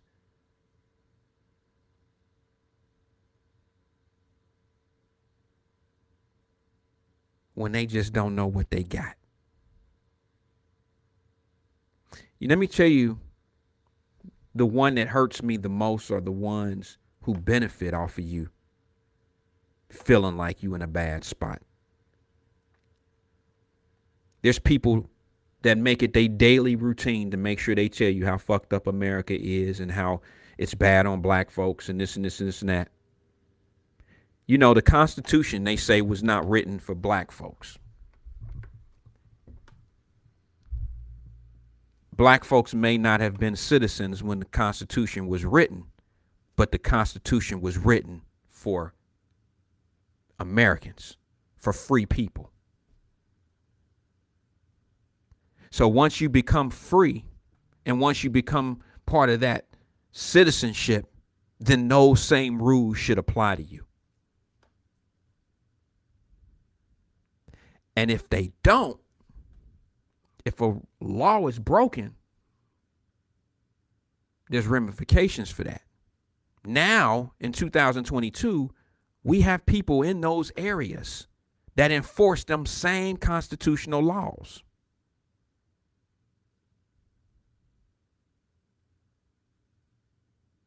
It kills me how I see the hypocrisy in this country sometimes, especially coming from us. I'm going to give you a perfect example. I'm not even going to use Cincinnati, Ohio. I'm going to use another county, Dave County. Let's just use Orange County down in Florida. I'm going to just give you one. Had a guy who was a judge for many, many years. Black man. He was a judge. He was a judge in the circuit court for about 10 years, well, about 7 or 8 years. Brother. And he would have brothers and sisters paying fines and costs and all this old shit. He was a municipal judge. He didn't really do any, he didn't do any, he didn't do any big cases. He was just doing, small things, if you want to call it, in municipal court. And he was making brothers and sisters pay all these fines and restitutions and this and this and this and that. And he was big on that. He was big on that. And it didn't matter if you were black or white, you was paying. You was being put on probation for traffic violations and shit like that. He was enforcing the law. Soon as his judgeship is up, he decides to run for another office. Gives up his robe to run for office. And in that office, all he does is bitch and complain about the system that he was enforcing. I'm trying to figure out the sense that it made that you were a judge. You pass these sentences down to your people. And then you turn around and need the sympathy of your people and use racism to be able to get votes. You were part of the same hypocrisy that you were pushing. You was making them fines and cost and all that shit. You was taking money out of these people's pockets when in fact you had the liberty, you had the ground to be able to dismiss anything you wanted to dismiss. But you didn't. You followed the law. You followed the law. You did what was supposed to be doing because you was an officer of the court, and you did what you were supposed to do. You followed all the laws, and you made people pay fines. You put them on probation. You did what you were supposed to do as a judge. And as soon as you ended up not being a judge anymore, and you needed those same people to vote for you, now you are hollering about black people this, black people that, we this, and we don't get the same shake and blah, blah, blah. But these are the same people that were standing in front of you.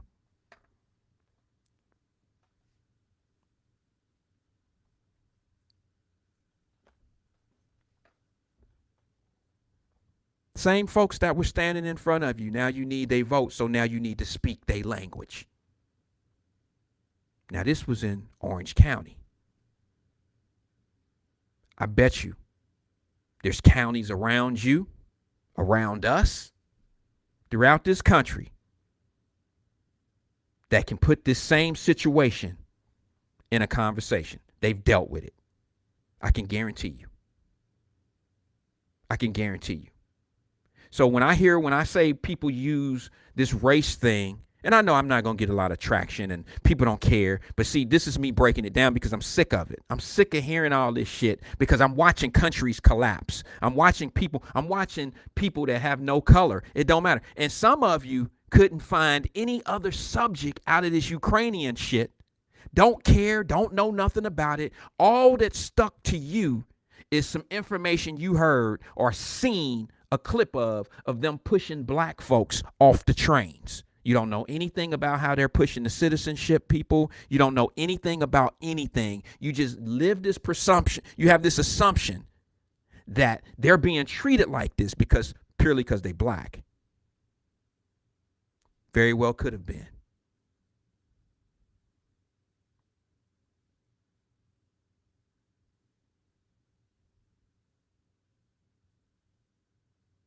You know what's funny? I know a lot of people ain't gonna roll with me on this, and a lot of people probably don't care. And I'm cool with there's only a couple people on here. This isn't for you at this point. This is for me to vent. What's funny is we have a vice president that kind of fits the mold of what I just said. She talk about the little black girl, the little black girl she was in the neighborhood. She want to be black so bad.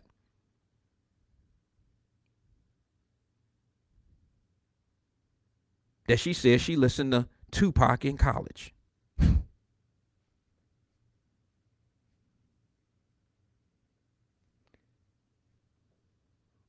Miss Harris, Tupac was not out when you were in college.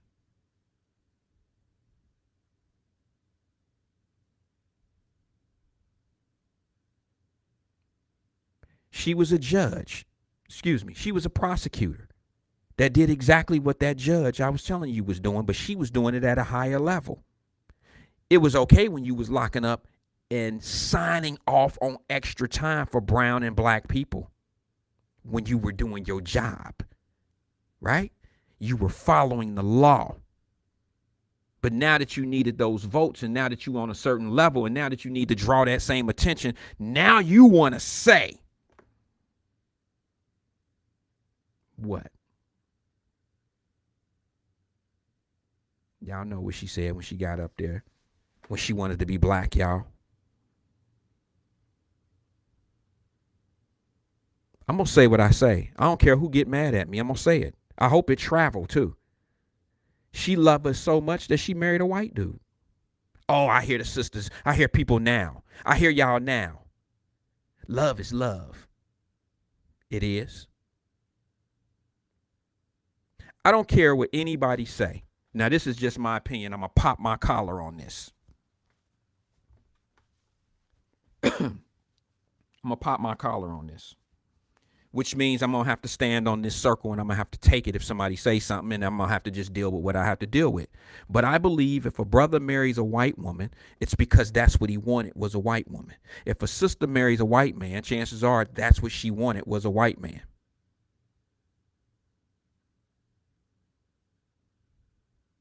If a man, if a brother marries an Asian woman, chances are that's what he wanted.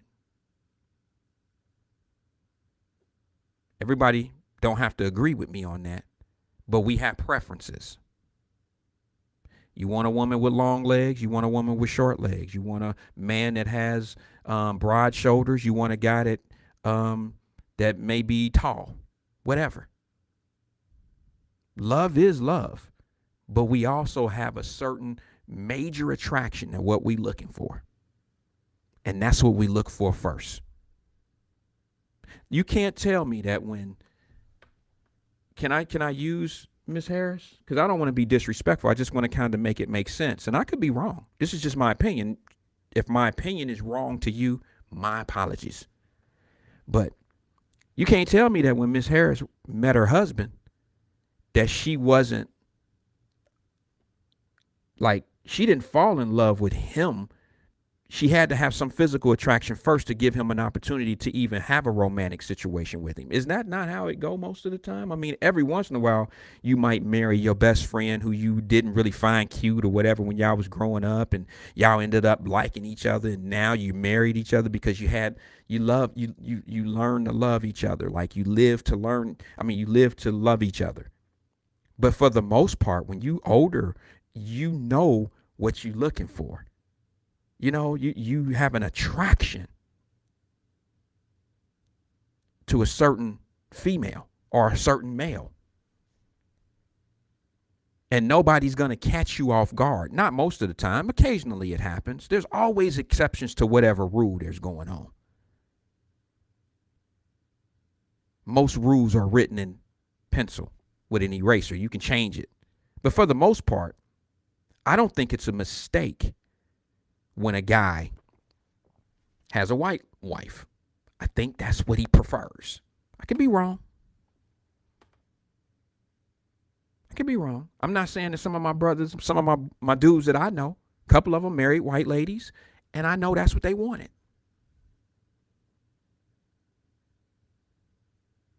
There was no doubt that the Matthiases who grew up downtown, these were all white boys with one white sister. There was no doubt in my mind that every one of them white dudes was going to have a sister when they got older. No doubt in my mind, because I knew that's what they wanted. I knew they always going to have a black girl because they grew up around us. I knew it. It was never, not one of them was going to have anything different.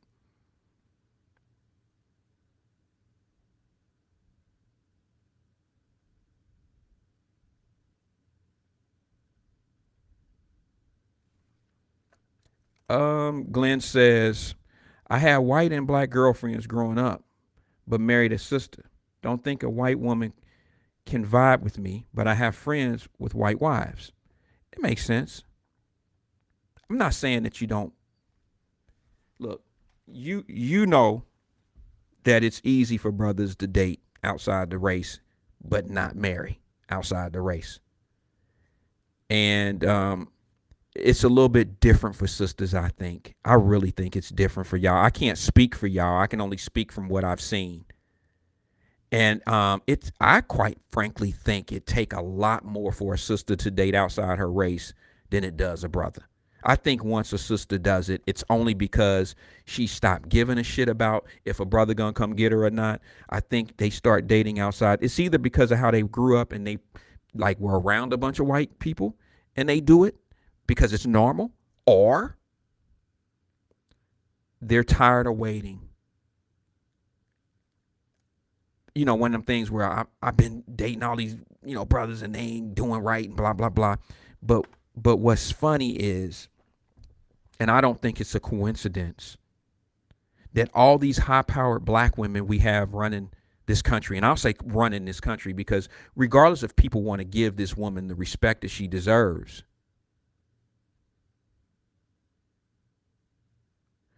Kamala Harris is running the country, and she has a white husband.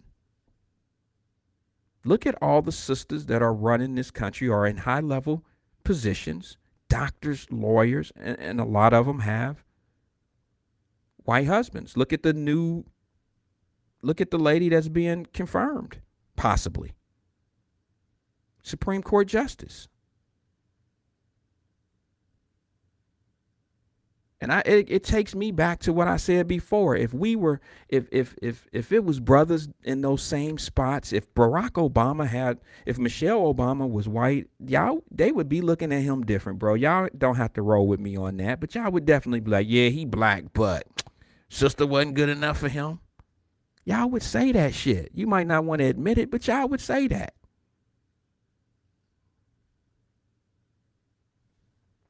Let me see, because AP said he didn't agree, so I respect that. But let me see what he says. He says, can't rock with you on this one, Wyatt. I've had both in my life. 1 second marriage, and she is a sister, bro. I just love women. Black, white, pink, purple. If if we click, we click. I get it. Yeah. Yeah, bro, but let me just say this to you, man. Men are probably one of those that can flip-flop back and forth. I don't know, man. I'm just going by the people that I know in my life. I know that men can date all races. And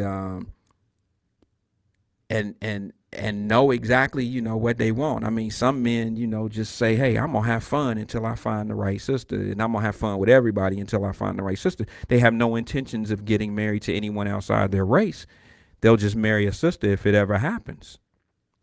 I have buddies that done it. Glenn says these little Beckies, excuse me.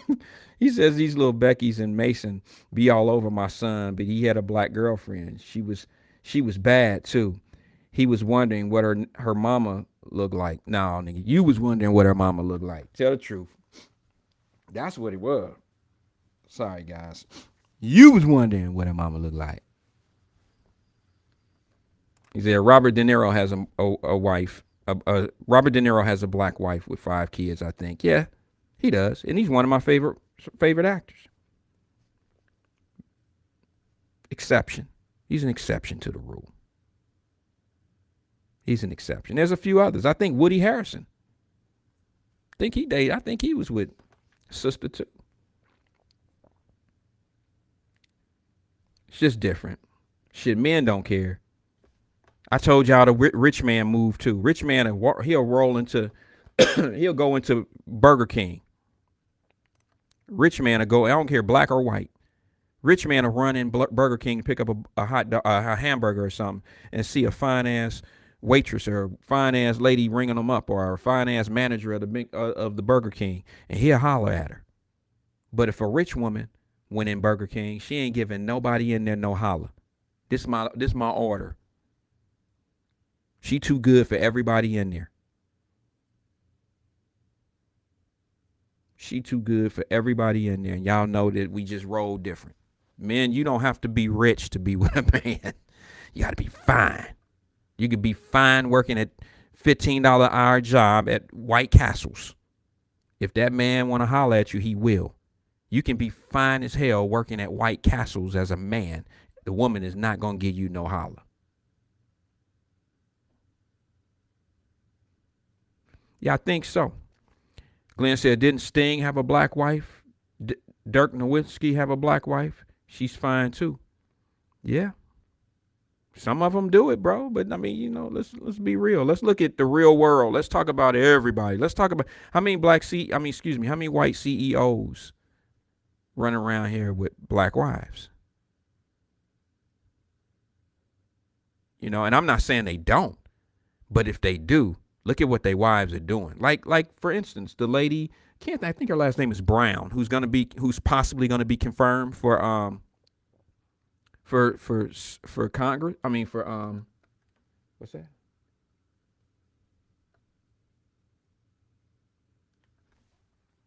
Sorry about that, guys. I hear something beeping. The lady is gonna be confirmed for Supreme Court. I'm sure her husband is established.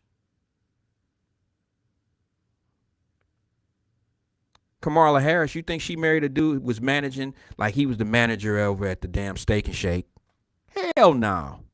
Shit, she was dating all type of celebrities and shit. What's his name? The talk show dude? She was dating him. She walked in with him and his daughter. She had on the same outfit the daughter had on. Kamala fine, y'all. She was fine in her days. I ain't gonna lie. She ain't bad to look at now. But yeah, sisters that's getting it and established and getting, they ain't trying to mess with no dude who dropping off no packages nowhere, man, or frying hamburgers and flipping fries and shit. They just ain't doing it. And that's the one who hit the major lick right there, Glenn. Eve. I heard something on the radio or something the other day about Eve and somebody getting into it and they not friends anymore or some shit. And then the conversation came up about, I think it was on Lincoln's show. Somebody said something about how Eve went off and married a white dude. Eve is not stupid. She didn't just marry a white dude. She married a billionaire white dude. You think Janet Jackson did the same thing. They're not hiring.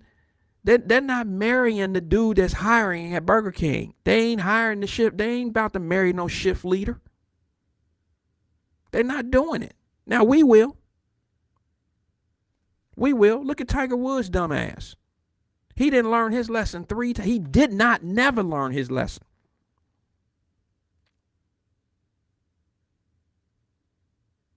Now you can't tell me Tiger Woods don't have a preference.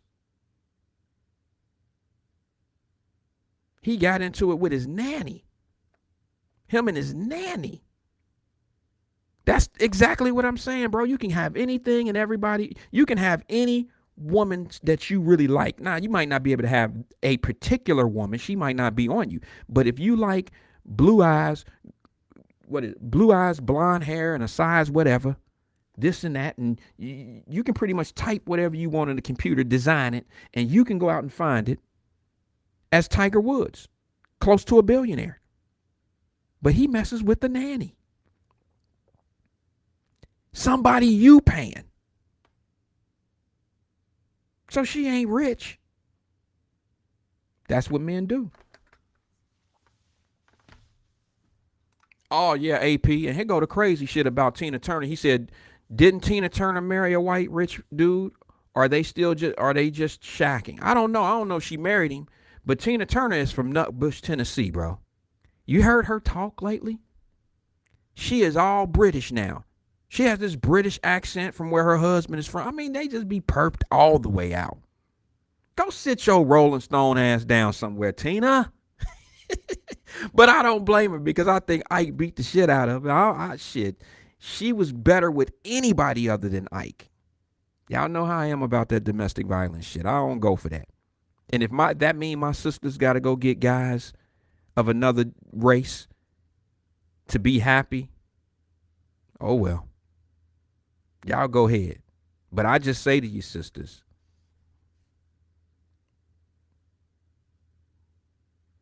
I just say to you, maybe some of them guys that are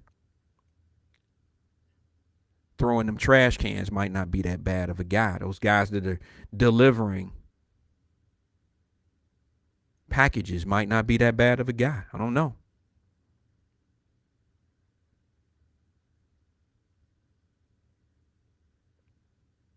But you're gonna have to live with something. Let me tell you this, ladies.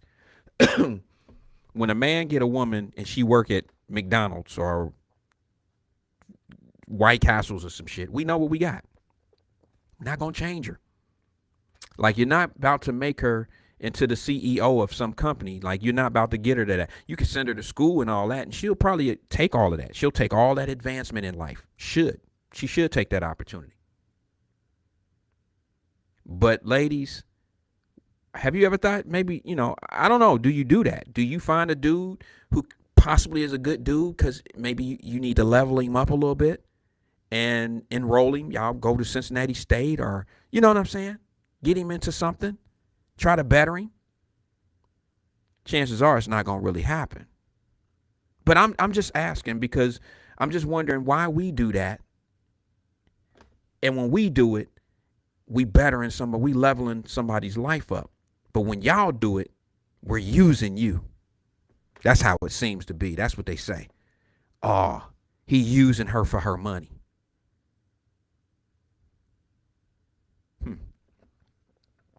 Michelle Hardy says, Tiger Woods had a problem accepting himself as black. My mom was white, my dad black. Yes, they had a preference, each other from young teenagers till death. Yes, I mean, if they've been together that long, yes. Yes. I don't have a problem. Excuse me one sec. I don't have a problem with interracial dating. I don't have a problem with interracial couples, like marriages. I don't have a problem with that. I have a problem when one of them think that the other ones, okay, let's say that the black one think that other blacks aren't good enough to be a partner for them. I have a problem when the white one thinks that, the white ones aren't good enough for them. You see what I'm saying? Like, I have a problem when they think that they're better than where they come from. That's probably very seldom. But that would be the only problem I would have in one of those relationships. But I do think, quite frankly, that when people marry outside their race, I think they have a preference for some reason, whether it's an attraction or whether something that they've been through with a race that they are who they are. Like if a sister marries a white dude, I just think that she's probably been through some things with a black dude, or she grew up in an area where there was only white guys and she found that to be attractive, and that's what she accustomed herself around. And brothers too. Like Carlton, not on the new Fresh Prince, but on the Fresh Prince of Bel-Air, the episodes that we watched growing up. Would it shock me if, what was the sister's name? I don't remember her name. But if she ended up with a white dude, that wouldn't shock me. Would it shock me if Carlton ended up with a white girl? That wouldn't shock me because of their upbringing, their surroundings. Does it shock me that Tiger Woods marries white ladies? No, that don't shock me because of his upbringing, what he's been around. Listen, I'm not trying to say this is a disease that they have for making these choices, or they have a dysfunction in their mind. I'm not saying that. It's all about how you're raised and how you're raised triggers your preferences. It's just how it is.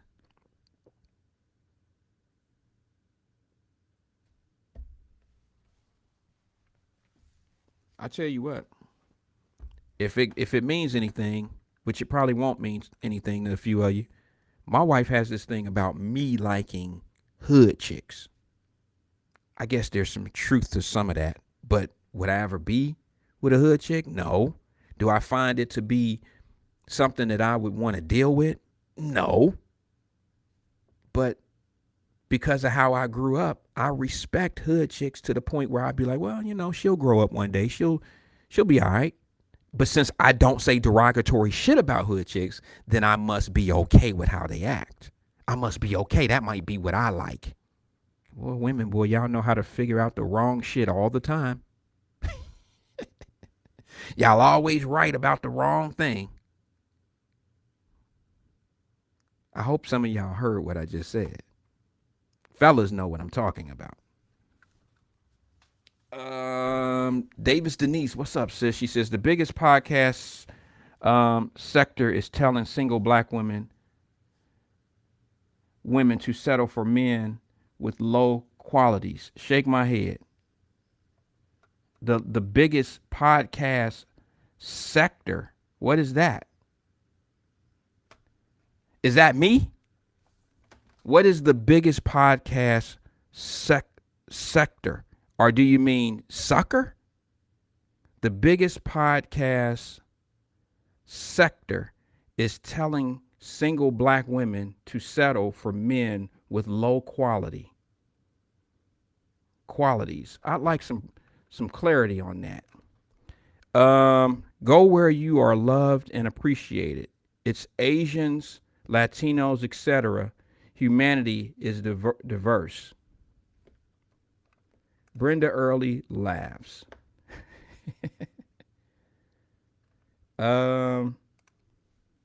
Let's see. I agree. Let's see. Monette says, I agree that most people, guys, I can't do this. I'm sorry. Let me put my glasses on.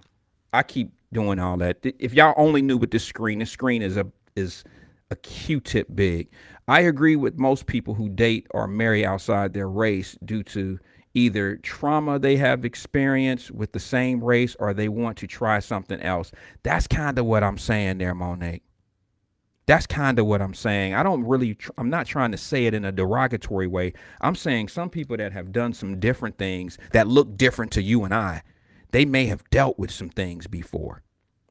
I don't think that, I've heard some things when brothers say they choose outside the race and they won't date anybody in their race. I've heard things, but I never knew that to be true because that never came from them. It always came from those that watched them date other people. And we always know that sometimes people say things without information. They don't know the right information, so they implement the things that they want it to be. And then they spread that conversation around, and that becomes their truth. That happens a lot. Glenn says, I needed a woman that was critical thinker. The conversation would be boring if they came off diggy or unintelligent. But that's me. I agree. Conversation has to be powerful. AP says nothing wrong with having a polished sister with some hood chick qualities. They might come in handy one day. What, you gonna have to throw them hands? I got you, man. I'm still a little puzzled on what my girl said. Davis Denise. She said the biggest podcast sector is telling single black women to settle for men with low qualities. Shake my head. I'm wondering where that's coming from. Like what is this podcast sector that she's referring to? Is it most of the shows that she's listening to or that she's familiar with? Are they starting to tell sisters to go to settle? Because I know how Davis Denise, I know how she thinks. And I know she's a powerful sister. And I kind of think I know, but I don't want to assume. But I think what she's trying to say is there are people out here trying to justify taking on people who are less than and accepting it and have low standards. And this is stuff that we've talked about. This is what I've talked about, and I get a lot of pushback on this. I get a lot of pushback when I tell women to up your levels. I get a lot of pushback on that. And you know what? It's crazy that you would be mad at a brother that'll tell you some truth. Now, maybe it may not be your truth. It may not be some truth that you want to hear from a black man or from a man, period. But I will still say to you this. Ooh, this is going to be a little brutal, and I'm glad there's only a few people on here. But I'm going to say this. Somebody put a post up on Facebook one time, and they said something to the nature of, I will never settle for a man who, and it says such and such. It was something to the point where she said, I'm never going to settle for that level of a man. And then I heard all these comments. I read all these comments, and I even put a comment in there myself. And my comment to it was, don't worry, sis. The right man will come to you, because the post said something to the point where, why do women feel they have to deal with a man or put up with a man or something like that with low standards or low self-worth or something like that? And I said, because there's always going to be a woman that'll take a man like that. In a nutshell. Not verbatim, I didn't say it like that, but I said that. I said, as long as we produce women that will accept men who don't have to level up and who don't have to have who basically don't have to have a high standard woman, then we're always going to have, their low standard men will always have a place to go. They will always have somewhere to go. They'll always have a couch to sleep on or somebody's lease they can go stay up under. They'll always have some woman that will, and here's one of the things that I would like to say, and I'm going to end it on this. I'm going to go on Chris Rock. Chris Rock said his biggest purpose, because he has two daughters as well, Chris Rock, the comedian. He said the biggest thing that he was trying to do in life was to make sure he raised his daughters to the point where he never seen them on a stripper pole. I feel him on that. I would fail as a father if my daughters was on stripper poles. And I think I would feel like I failed, not just because they're stripping, but because I have lowered the standards for men. More so my daughters. But I feel like if I put those type of women out here in society, that I have failed not only my kids, but I have failed society. And when I say failed society, what I mean is now you got two more little girls that can go out here and set low standards and have low standards for men. They're not going to require men to be anything but money getting. And I keep trying to tell people money don't buy class. Money don't give you class. Money don't make you smart. Money don't make you good to people. It's how you're raised, and it's the things you do.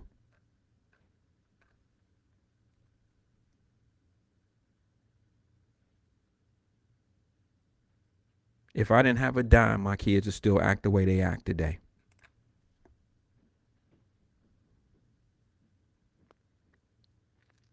I'm going to go out on that note, I think.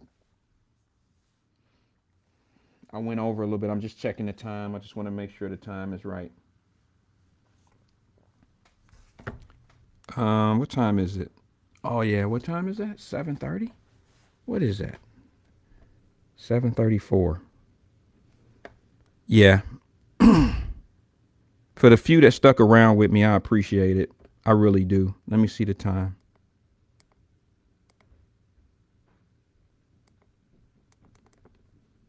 Make sure I got this right. 7:34.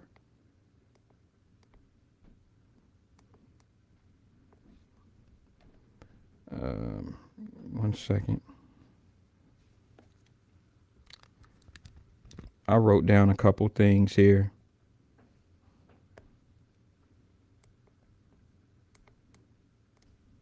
I think I got everything covered, guys. My apologies. I just wanted to make sure that I had what I needed.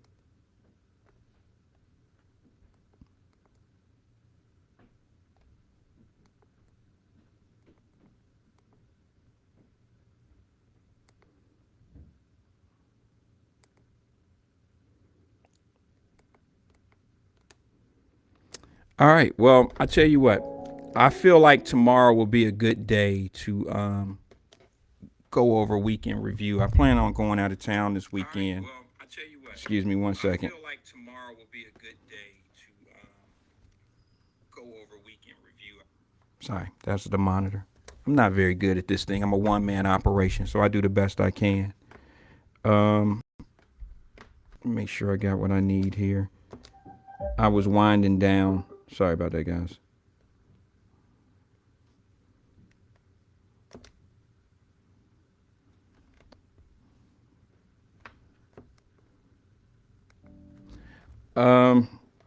Okay.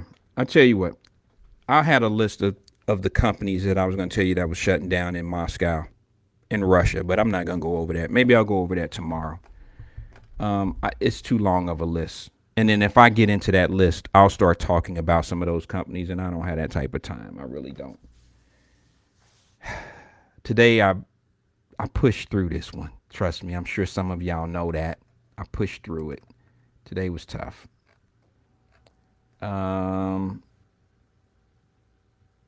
West Coast time. Good show for tomorrow. Good show. I appreciate it. Those that said good show, I appreciate your kindness. Honestly, I appreciate your kindness. Today was rough. Today was not the best, but I'll try to do better. I promise you. Yo, peace and love to everybody. Do something nice for somebody. This is Wyatt. I'm out.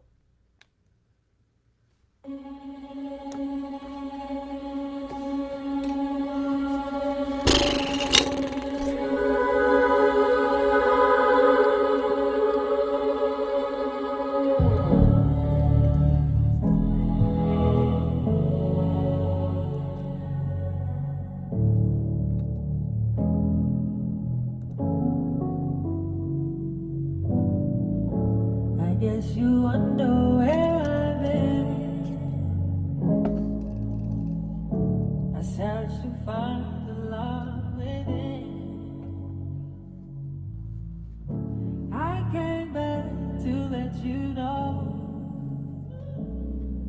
Got a thing for you, and I can't let go. My friends wonder what is wrong with me. Well, I'm in a daze from your love, you see. Thank you. I came back to let you know. Got a thing for you, and I can't let go. Some people go around the world for love, but they may never find what they dream of. What you won't do for love. You tried everything, They're crying in but music. you won't. And in my world, only you make me do for love. Peace. I'll see you guys tomorrow. Now my friends wonder what is wrong with me. Well, I'm in a daze from your love, you see. Now I came back to let you know. Got a thing for you, and I can't. Support the Black Girl Scouts. What you won't I got 30 boxes here. do for love. You tried everything.